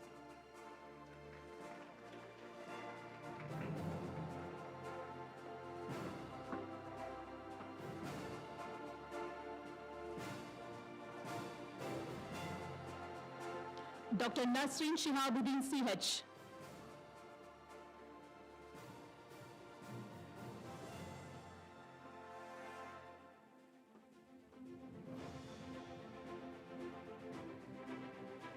Dr. Nitya Raghu.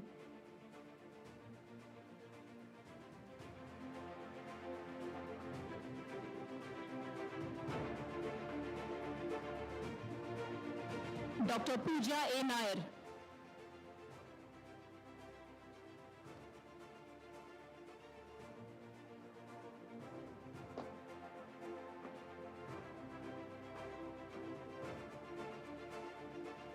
Dr. Revati Gopinath.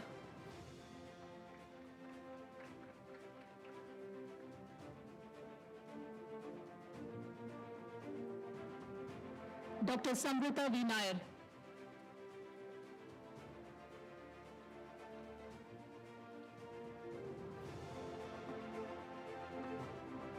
Dr. Sarangi Satish Nair.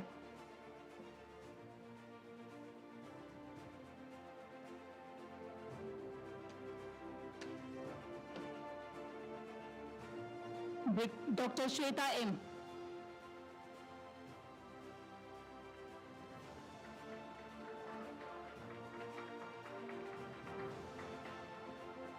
Dr. Shraddha Madhu.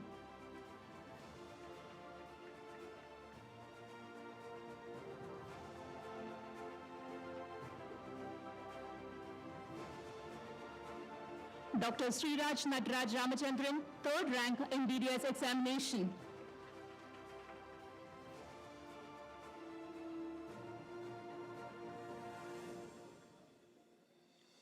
Dr. Teresa Thomas.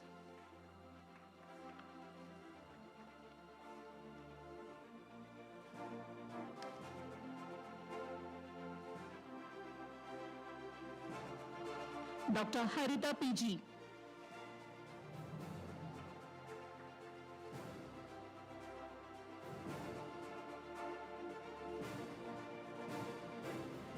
Dr. Irfan N.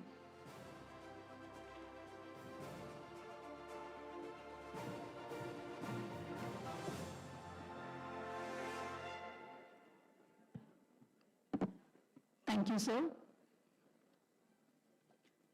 Hard work pays. To honor those who have spent dedicated moments to excel in their course of study, Amrita School of Dentistry presents the following awards. A dentist is distinguished by his or her mastery over the skill and meticulous hard work in practice. The college recognizes 5 students, one from each comprehensive clinic, who have excelled in this area with their magical hands as selected by the faculty. I request Dr. Rakesh S., Vice Principal, Amrita School of Dentistry, to present the Best Clinical Awards. From Clinic A, we have Dr. Alan Elder Paul.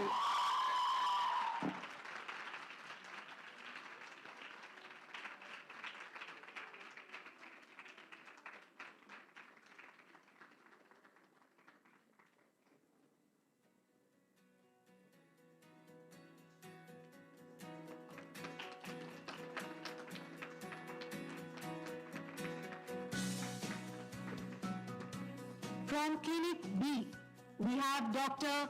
Atul George Matthew.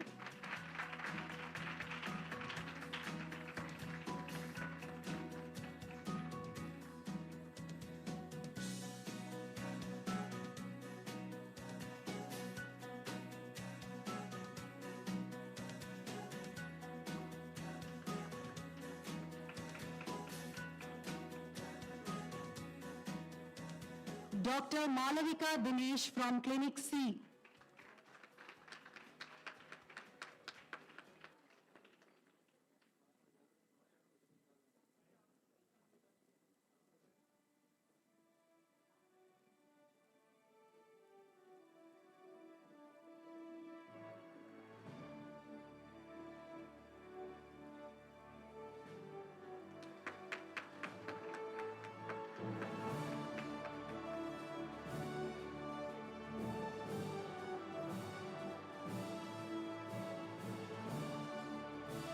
Dr. Pooja A. Nair from Clinic D.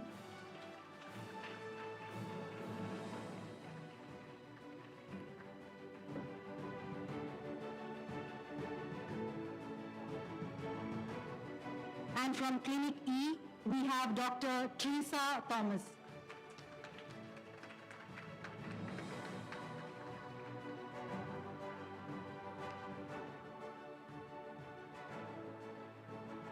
Thank you, sir.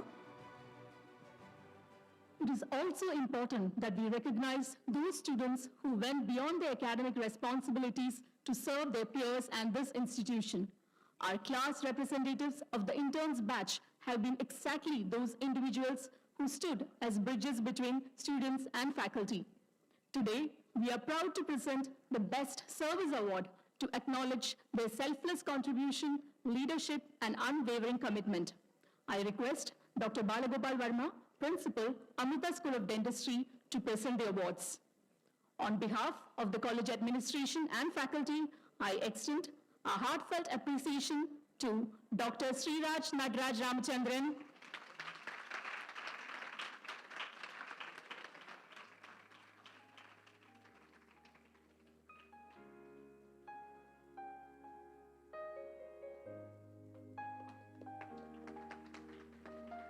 Dr. Amrita R.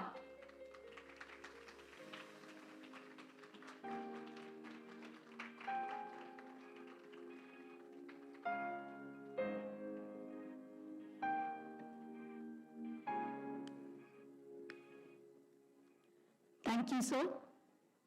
Congratulations to all the award recipients. We wish you continued success as you step into your professional journey. May you carry the same passion and dedication into your career and into every community you serve. May I now request Dr. Balagopal Verma, respected Principal, Amrita School of Dentistry, to administer the Geneva Oath to the BDS graduates. I kindly request all the BDS graduates to rise for the oath.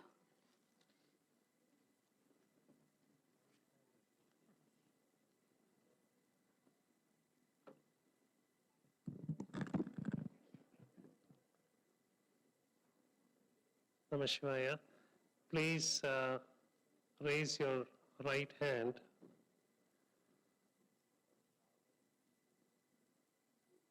I solemnly pledge myself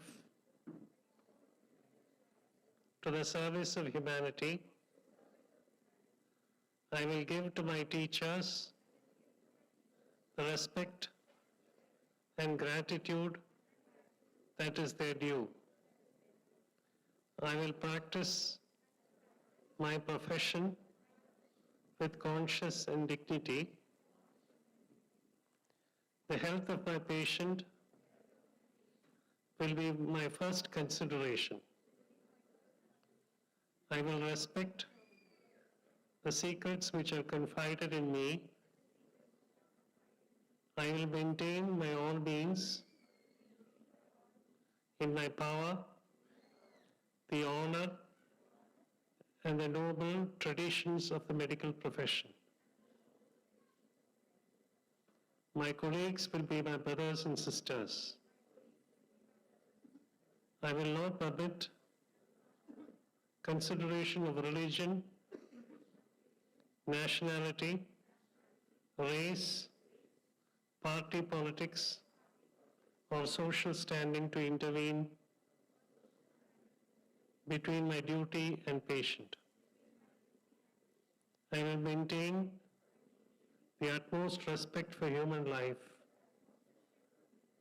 Even under threat, I will not use my medical knowledge contrary to the laws of humanity. I shall abide by the code of medical ethics and will always maintain the dignity and reputation of my alma mater, the Amrita School of Dentistry. I make these promises solemnly, freely, and upon my honor. Thank you.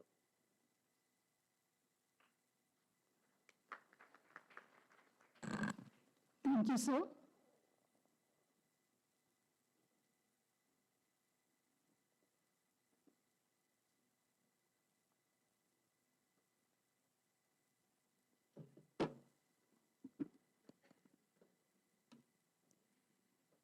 The MBA program at Amrita School of Business, Kochi is a rigorous program spanning 6 trimesters, including core courses, elective courses, an internship, a business research project, and placement processes. The journey of 107 students of the 2024-26 MBA batch to this moment of graduation is a result of dedication, perseverance, and determination. Now, to award the degrees to the graduates of Amrita School of Business, Kochi, we invite the guest of honor, Shri Vijay Kumar. We request you to hand over the degrees to the next set of rank holders. In the third rank, we have Shikha S. Kumar.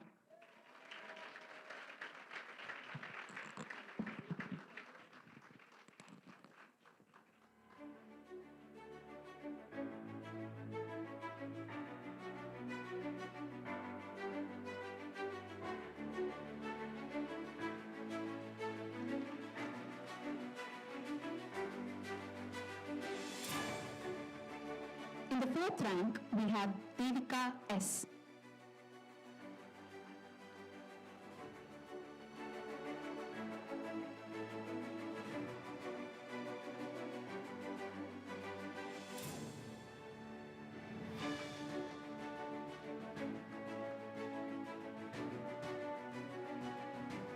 In the fifth rank, we have Aruneshwaran N.K.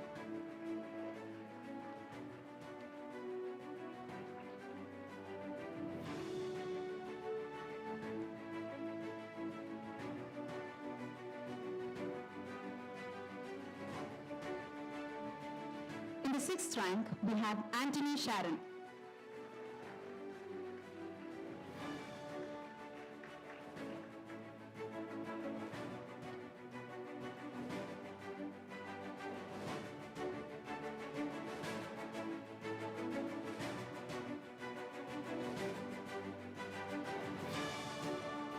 7th rank, we have Lakshmi Joshi.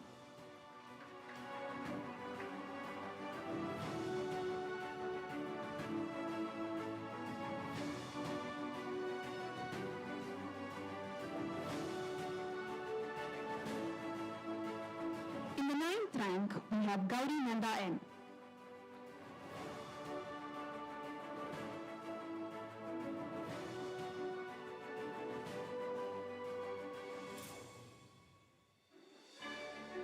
And finally, in the 10th rank, we have Lakshmi S.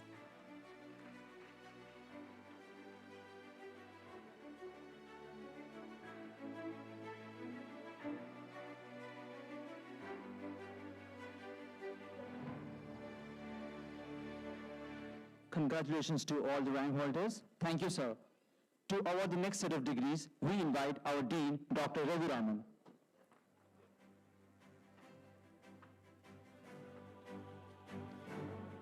Roll number 2, Aaron Anil.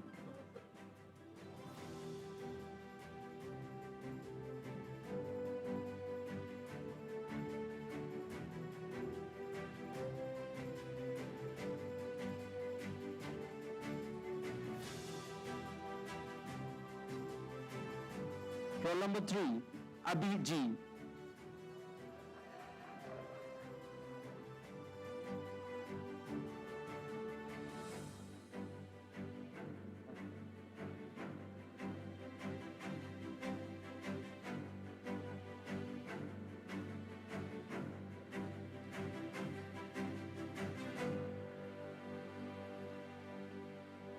Abhijit B.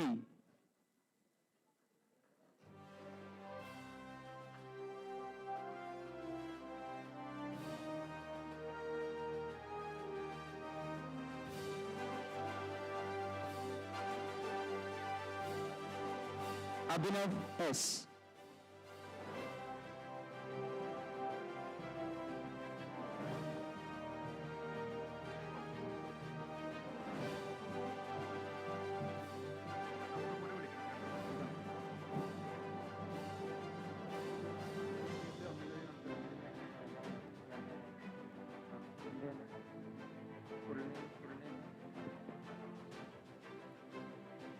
Abhinav S.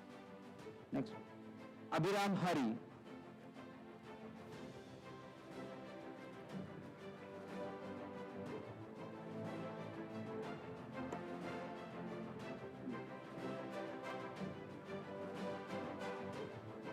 Seven, Abhijit U.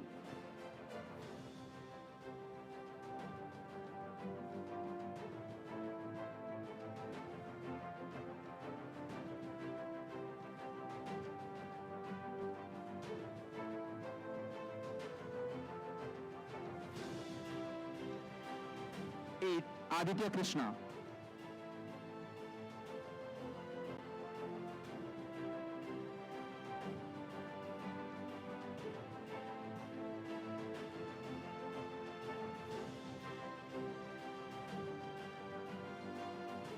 Nine, Ajay Kumar CY.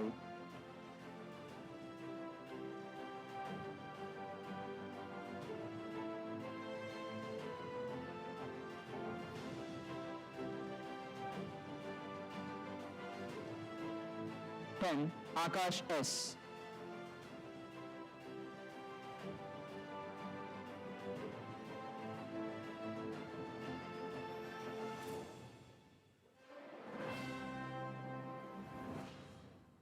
Eleven, Akshara KS.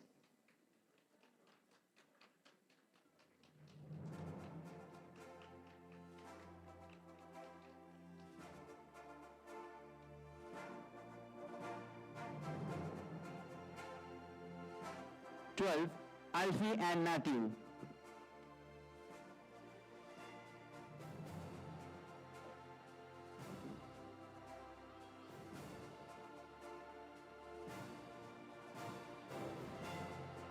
Thirteen, Amaya KV.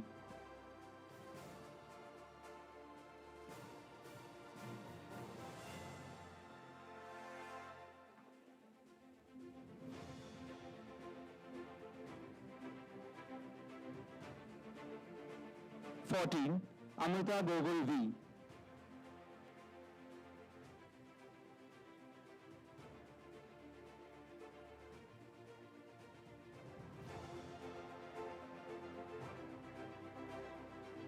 16, Anandakrishnan P.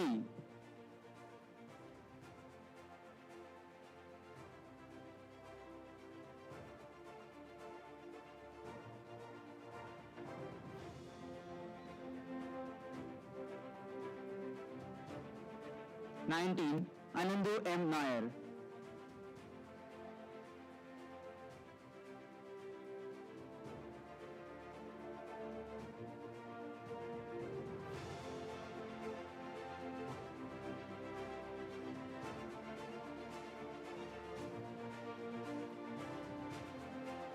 20, Anjusri Tachit.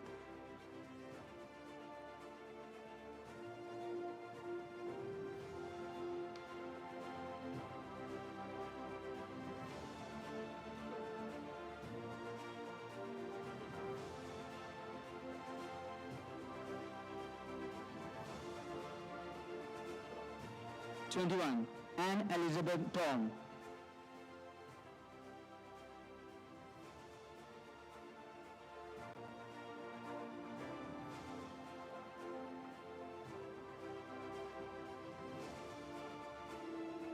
23, Anujit M. Ajit.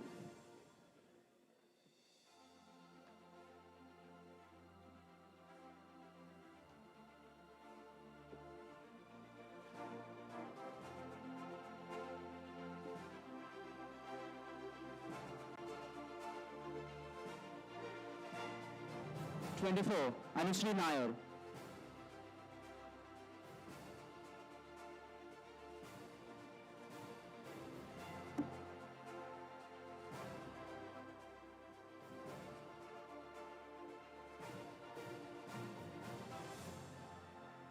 30, Arya K.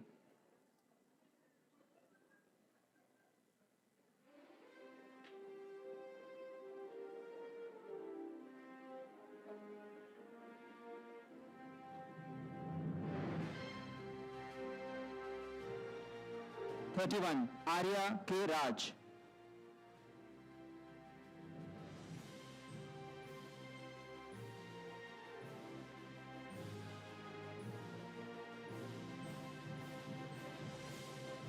32, Ashwati Krishnakumar.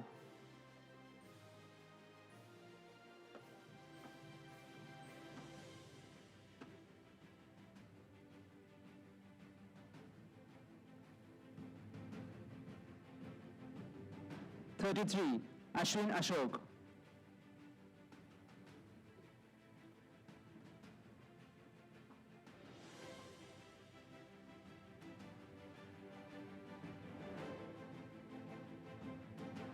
35, Atira P.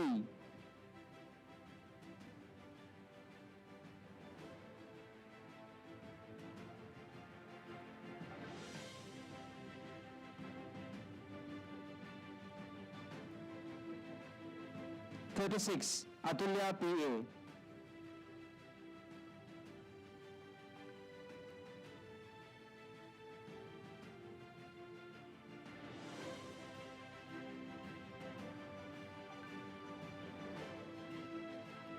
37, Sri Ramajayam B.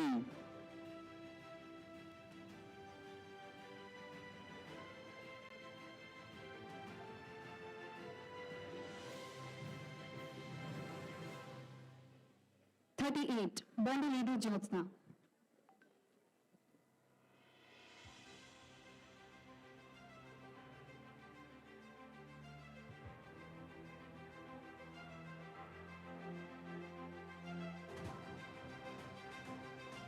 'Thank you, sir. Now we invite our principal, Dr. Rajiv Prasad, to hand over the next set of degrees. 39, Brijesh Kumar KK.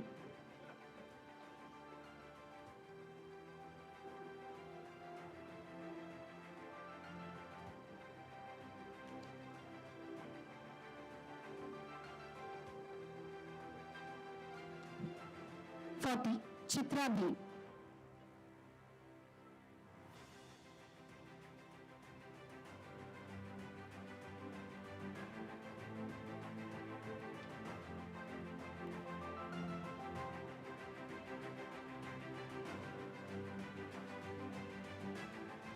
41, Deepika K. Anil.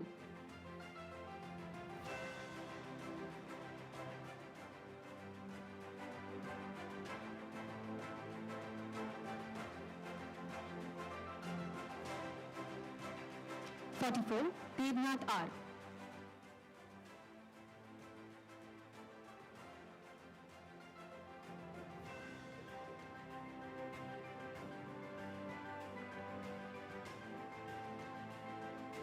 46, Durga KB.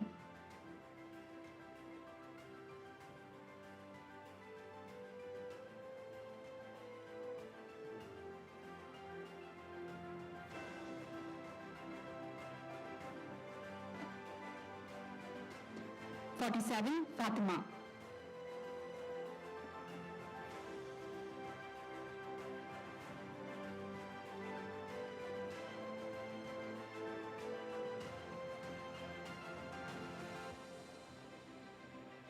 48, Gayatri S. Pillai.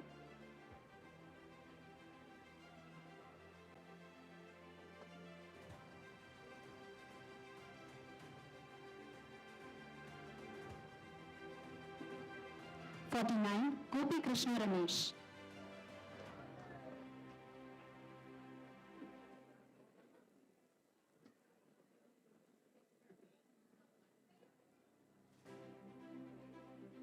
50, Gopika G. Nair.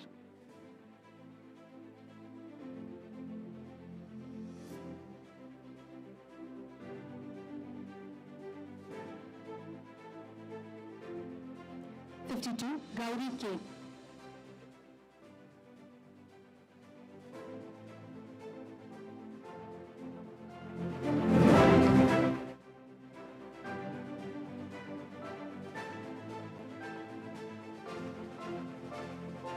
53, Haisen Vijay Ahmed.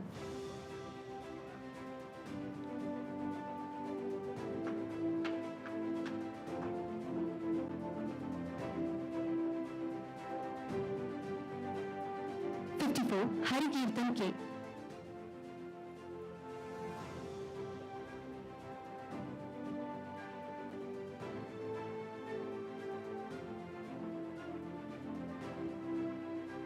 55, Harvida B.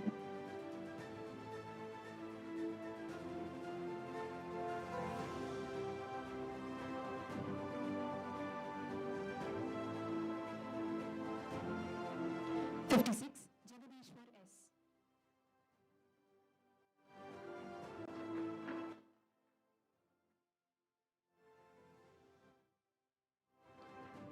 58, Karthik K.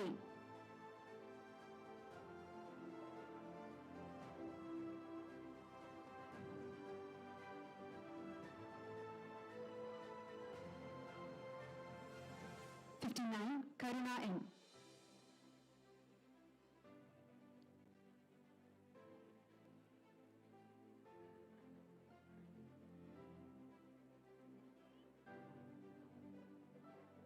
64, N.J. Ganga.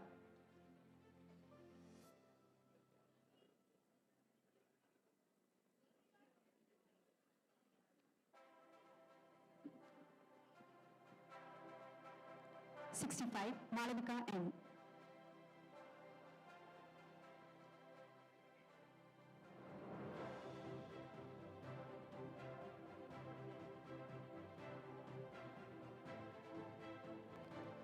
'Meenakshi Suresh.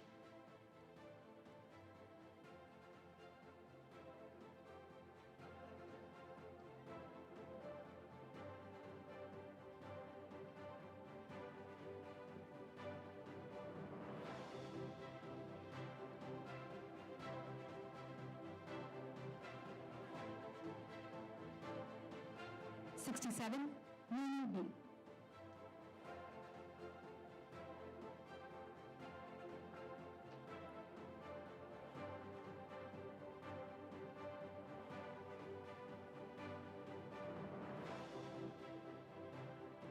1,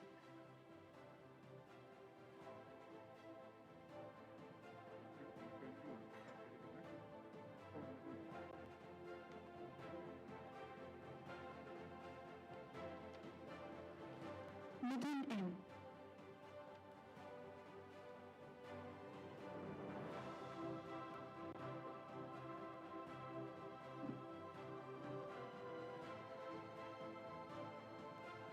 2, Mohanraj R.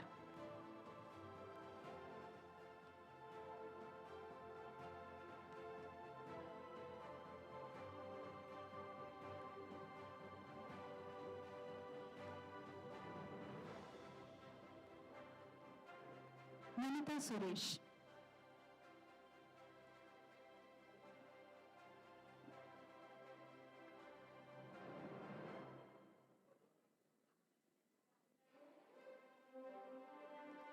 Nandana C.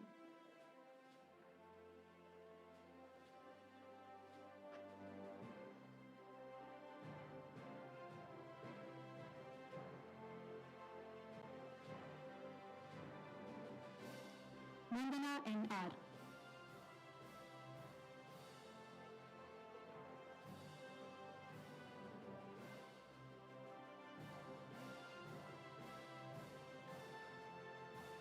Thank you, sir. Now I invite the Postgraduate Program Chair for 2024-26, Dr. Vandana N., to hand over the next set of degrees.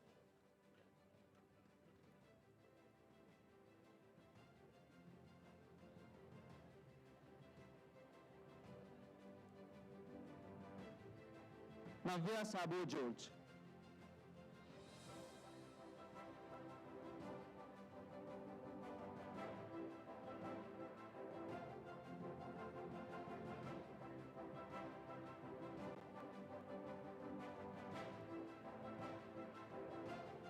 Nikita V.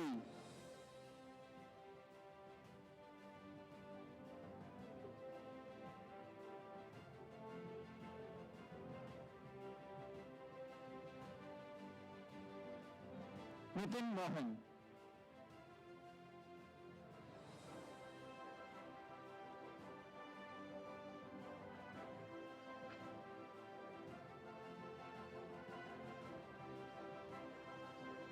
P.B. Ananya Krishna.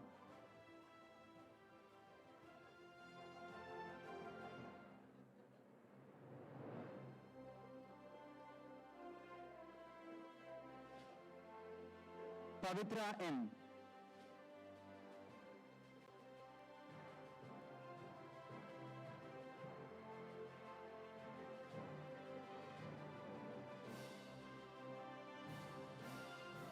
Pranav R.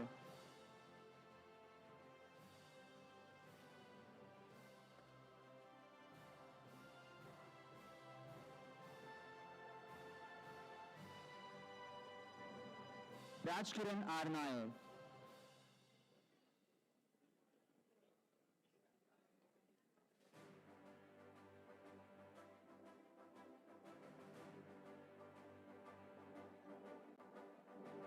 Ramanan R.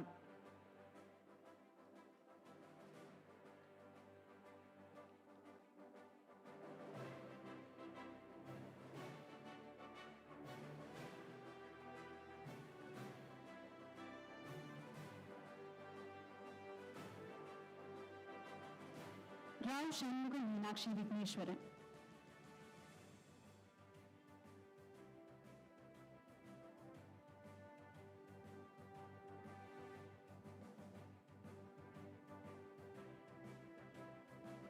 Reshma R.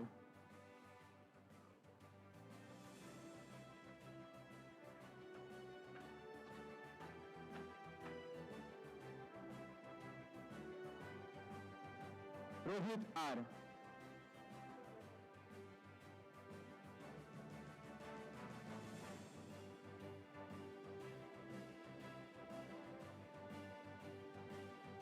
Rohit S.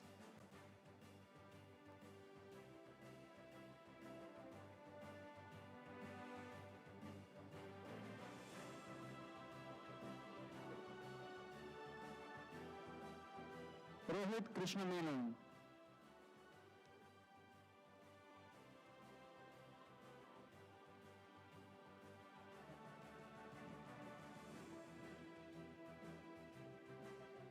Rohit Radhakrishnan.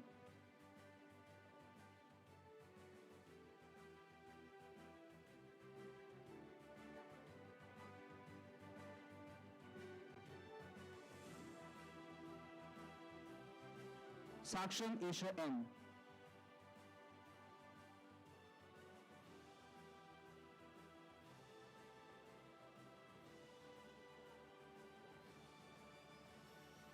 Salu Das.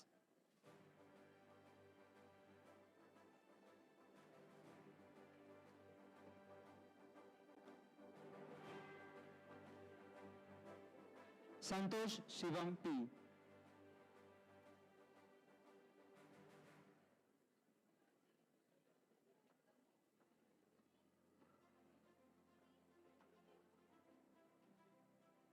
Sarang Chandra L.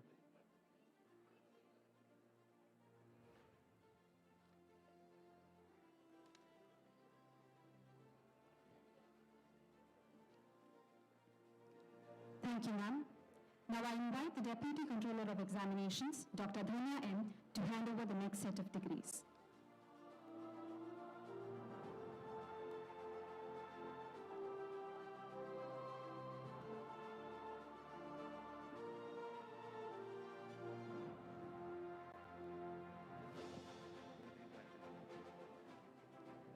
Sharat Kumar S.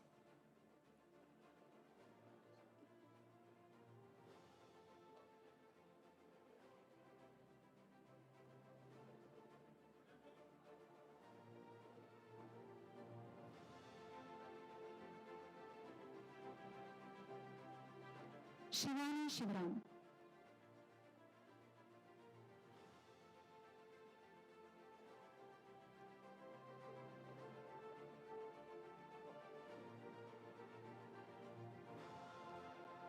Siddharth Raju M.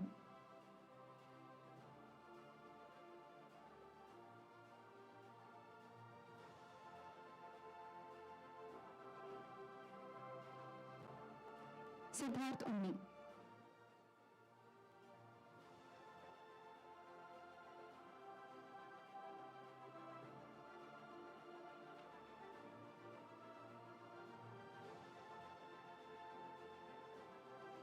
Siddharth V. Mohan.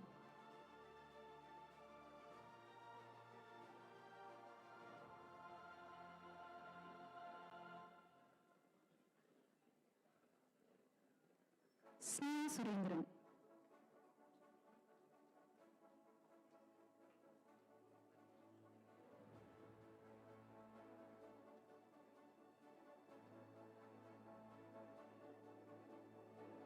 Sona N. Yu.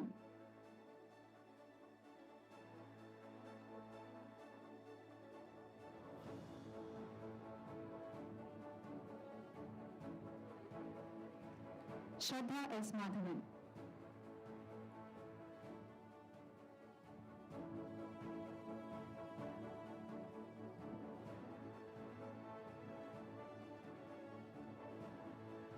Shravan Sai S.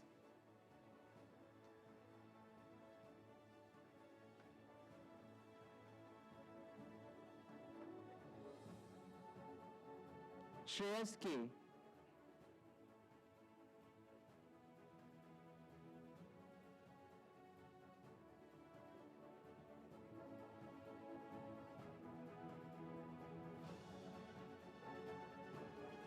Sri Vibal P.P.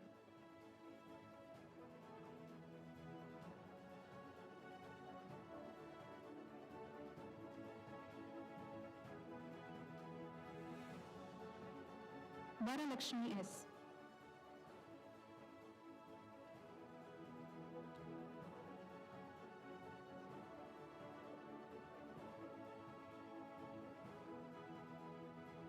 Vijay Bhaskaran.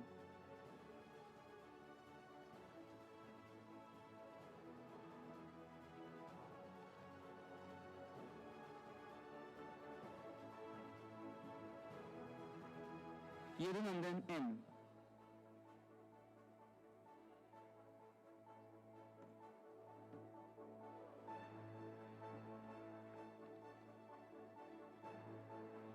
Yashwin Sundar S.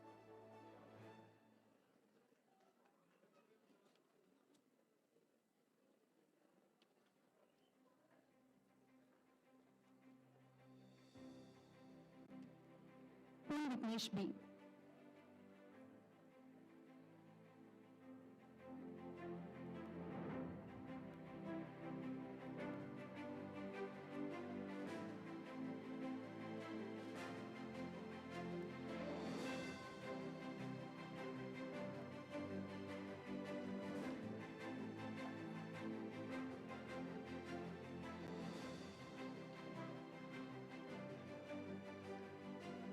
Vishnu Narayanan.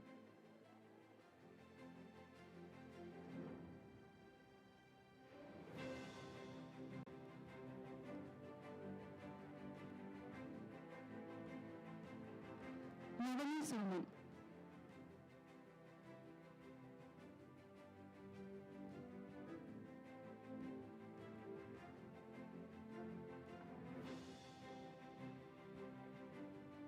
Devika KV.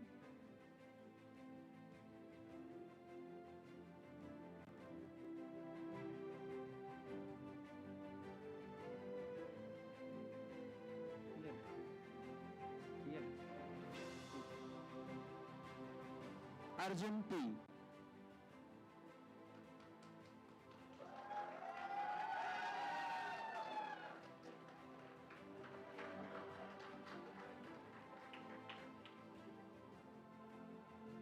Thank you, ma'am.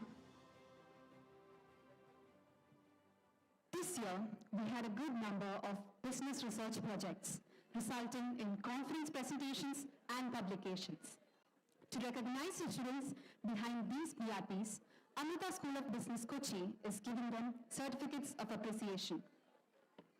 I request our Dean, Dr. Raghuraman, to hand over these certificates.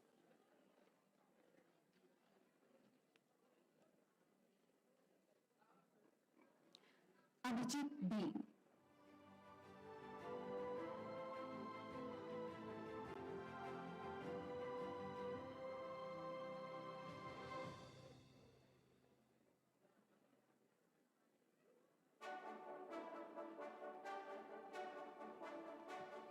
Ajay Kumar C.Y.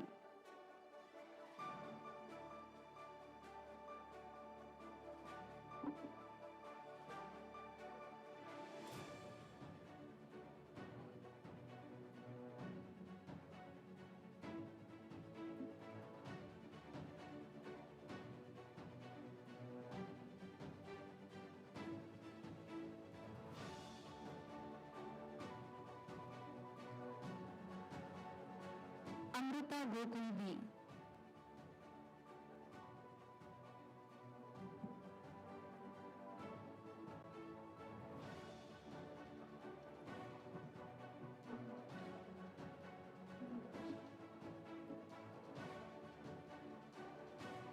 Ananda Krishnan P.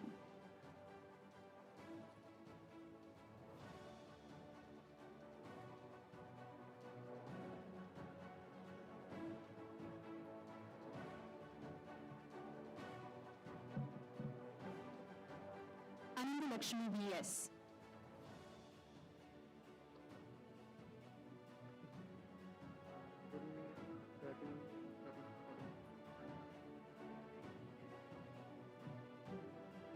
Adira P.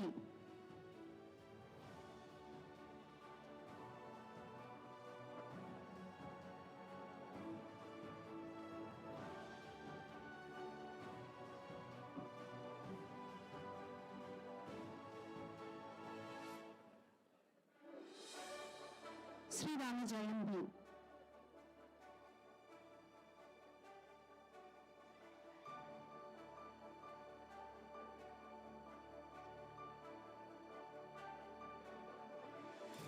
Chitra B.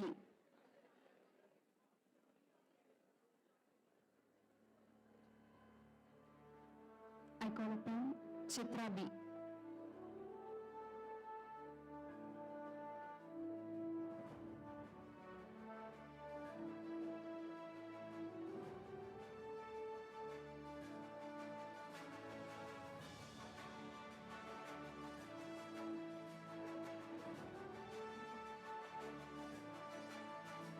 Devika S.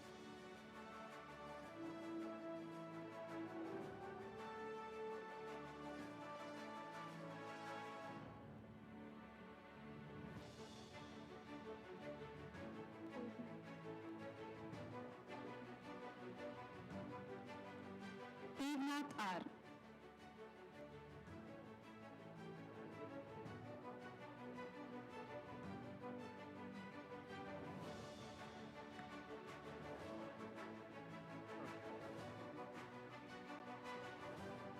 Gayatri S. Pillai.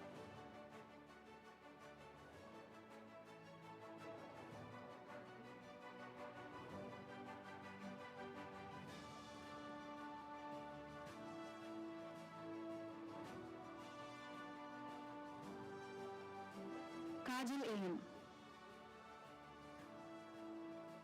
Next we have Krishna O.I.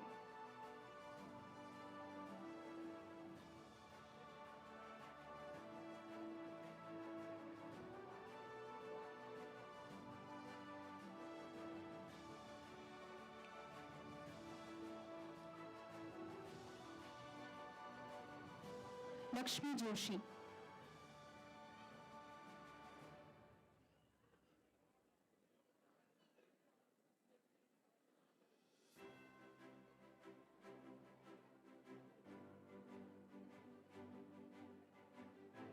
Lakshmi S.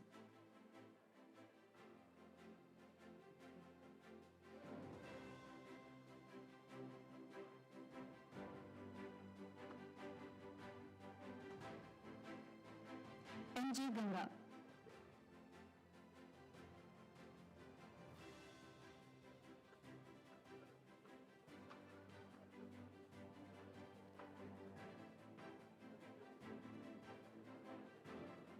Nikita V.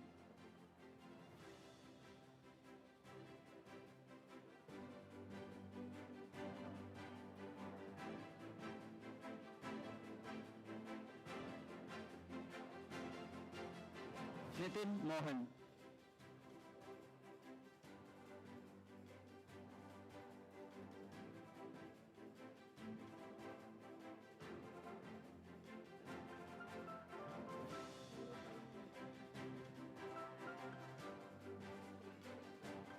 Pranav R. Followed by Salodas.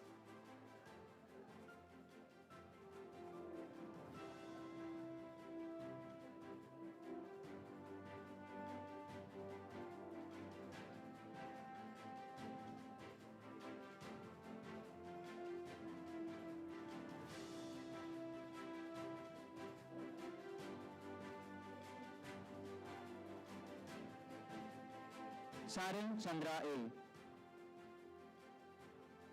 Followed by Varalakshmi S.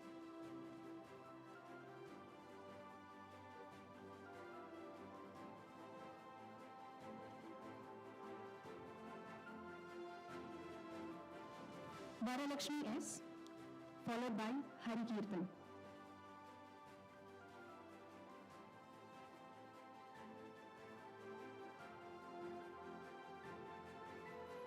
Hari Kirtan followed by Shraddha.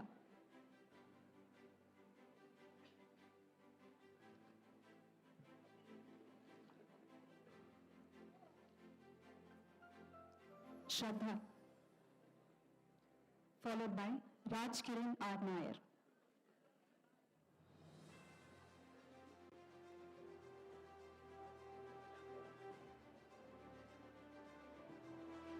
Raj Kiran R. Nair followed by Arya K.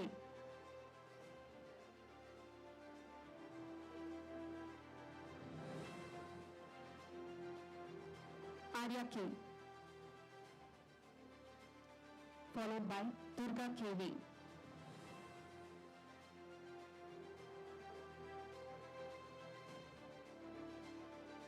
Durga KV. Followed by Yadunandan M.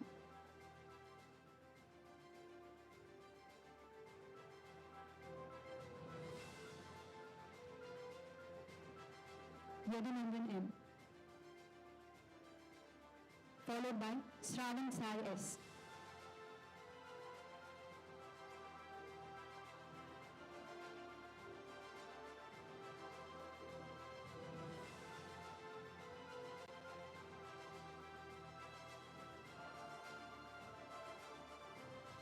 Thank you, sir.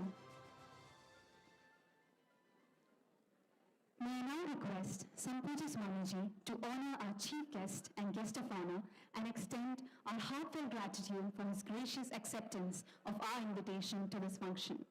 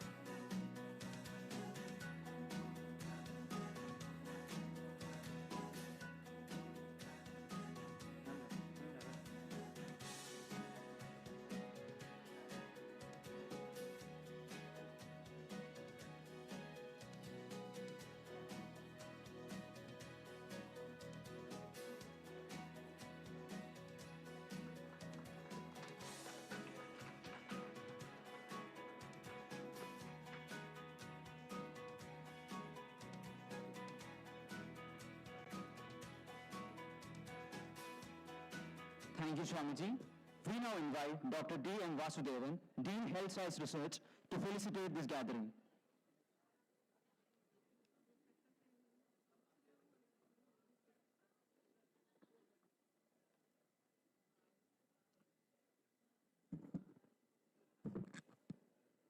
Sambhujya Swamiji, Purnamrandapuri, Dr. Dilip Gopinath Naik, Sri Vijay Kumar, Dr. Shanti Naya, Dr. Balagopal Verma, Dr. Raghuraman, and other dignitaries on and off the dais, and the students who got their certificates today, their parents, and the faculty members and other my dear colleagues. First of all, let me congratulate the persons who got the certificates today. As Swamiji aptly told today morning that the Amrita Vishwa Vidyapeetham is giving to the nation the persons who are going to be great citizens of this country. Therefore, this is a great day today, and I wish all the best for these persons in their future. At the same time, please remember that historically we had so many great universities in the long past. So you must have already heard Nalanda, Lakshya, and all those things. Even before that, from time immemorial, there were the educational system. Something like deemed universities were there.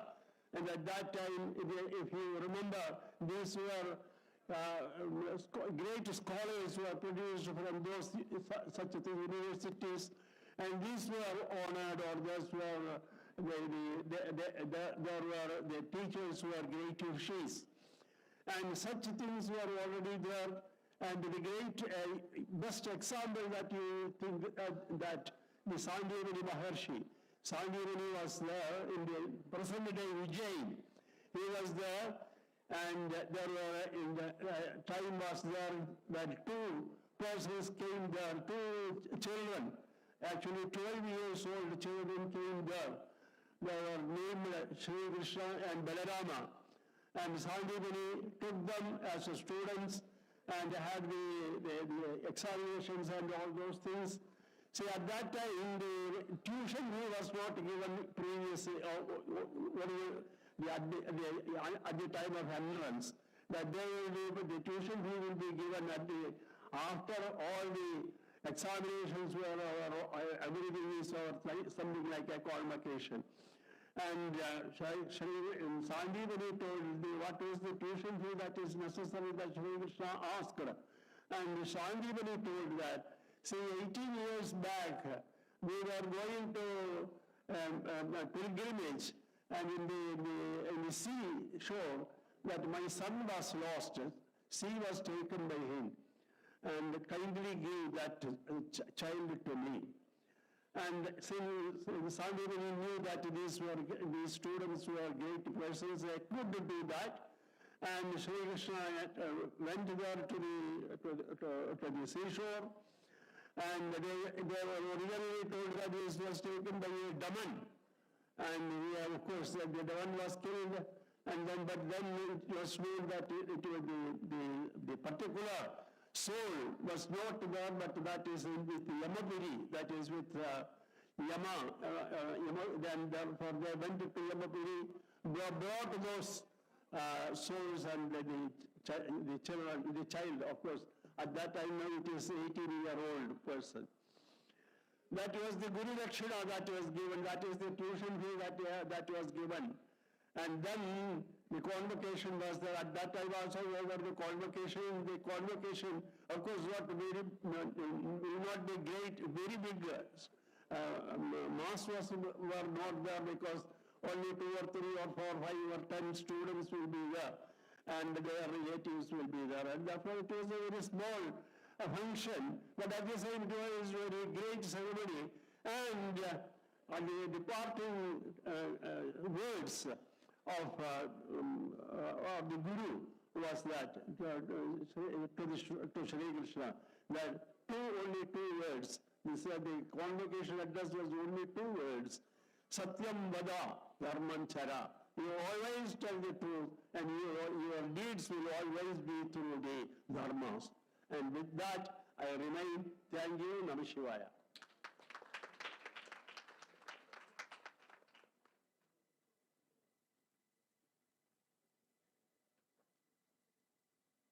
Thank you, sir. We now call upon Dr. Raghuraman, Dean, Amrita School of Business, Amritapuri, Amaravati, and Kochi campuses to felicitate the gathering.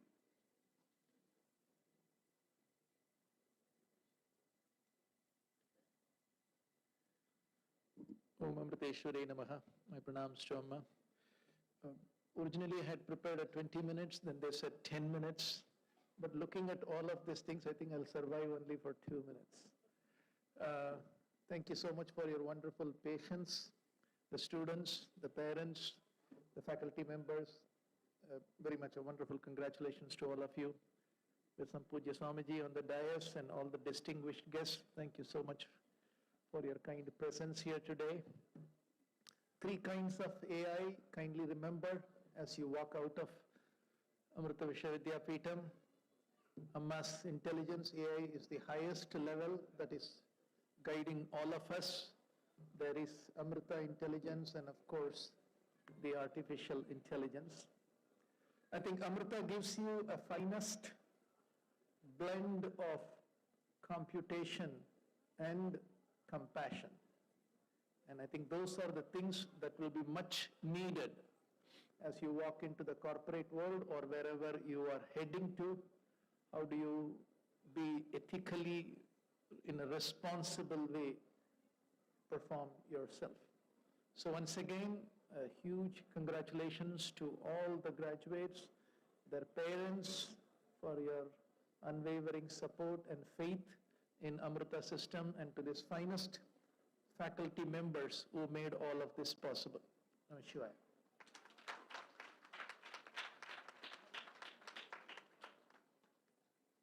Thank you, sir. Now I request Dean Dr. Raghuraman to hand over the certificate to Pranav R.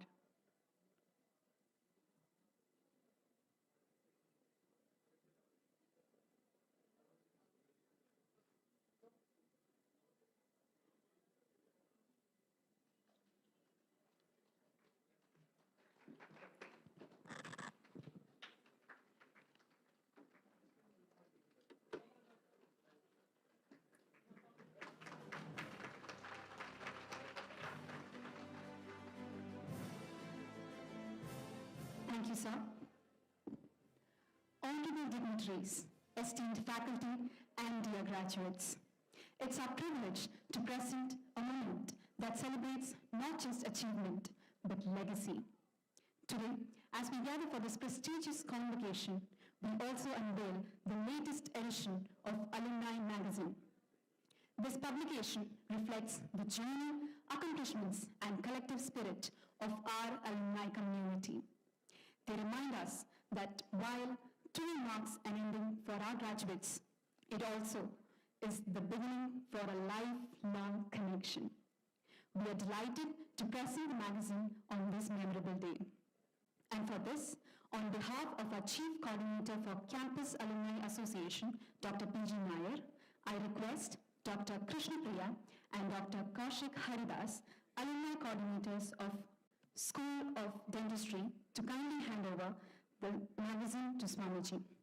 We may now request Sampuja Swamiji, Purnamridhanandapuri, to release the Alumni magazine in the august presence of all the dignitaries on the dais.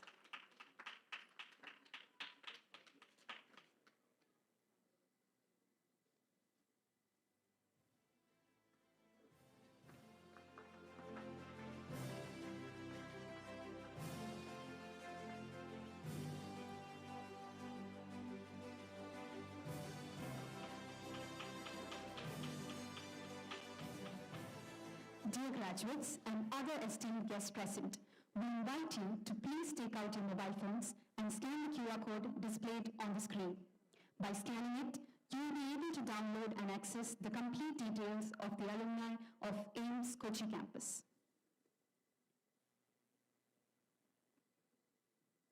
Thank you all.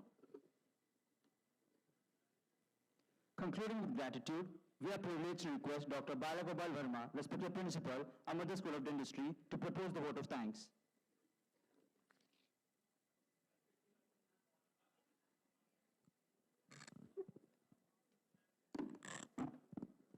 Om Amrita Vishwa Vidyapeetham. My pranams to Sampuja Swami Purnamritanandapuri. I thank Swamiji on behalf of all of you for bestowing his blessings on all of us on this wonderful occasion. Thank you, Swamiji.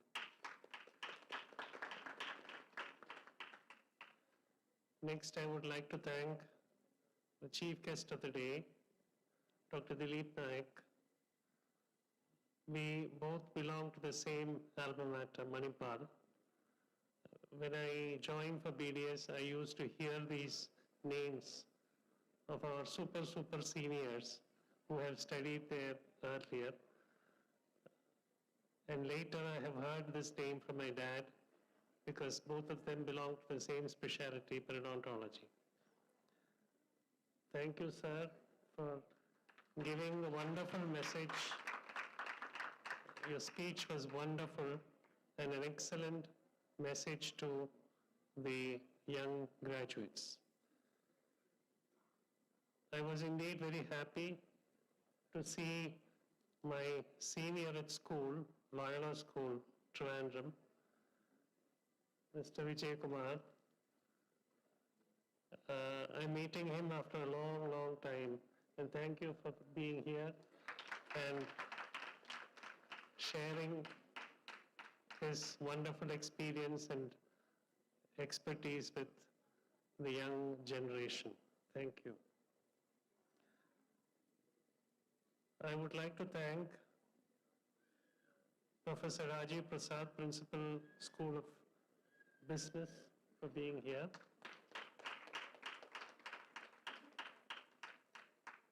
Dr. Shanti Nair, Dean of Research, who has graciously accepted to be presiding over this function.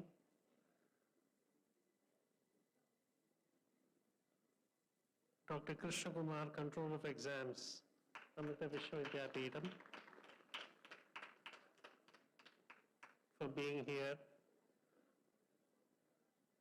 I also thank Dr. Prashant Nair. We have had a lot of interactions because of the NAC and NIRF rankings. He's always in touch with us. Thank you.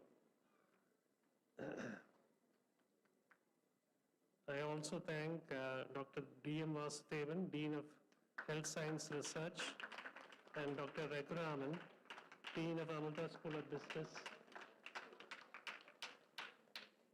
who have graciously accepted the invitation to join this occasion.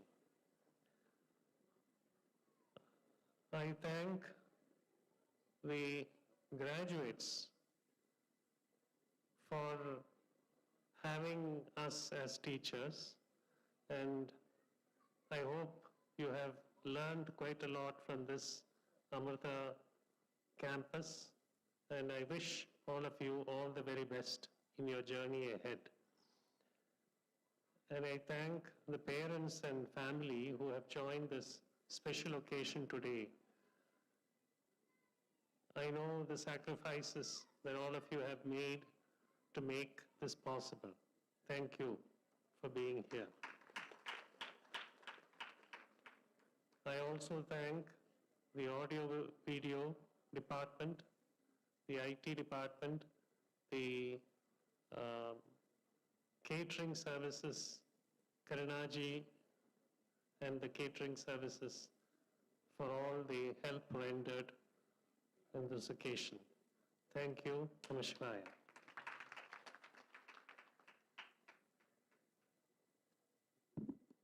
Thank you, sir. With this, we come to the end of the formal function.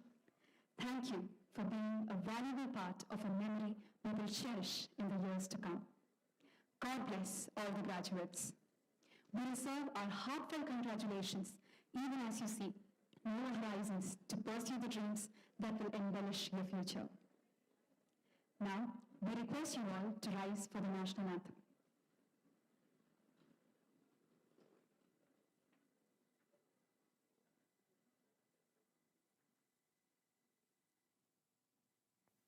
Thank you.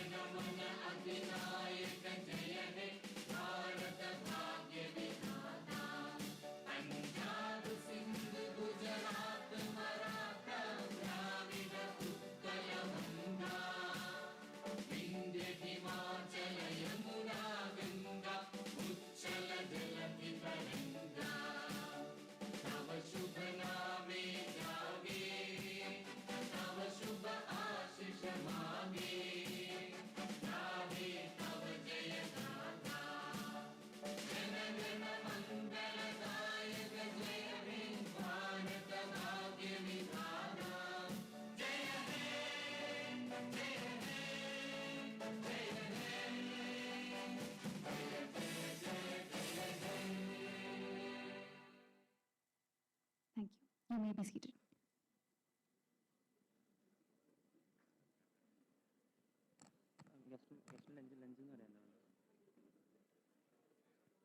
Request the graduates to wait and the parents can proceed for lunch. I request the graduates to wait and parents can proceed for the lunch in the adjacent hall.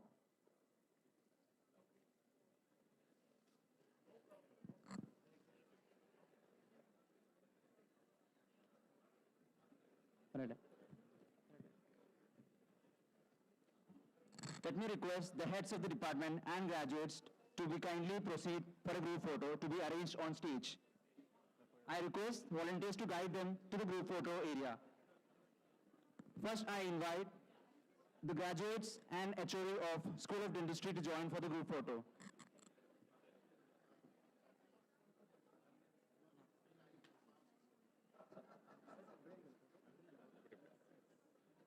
Come on stage. Just start waiting. Just ask them to wait down.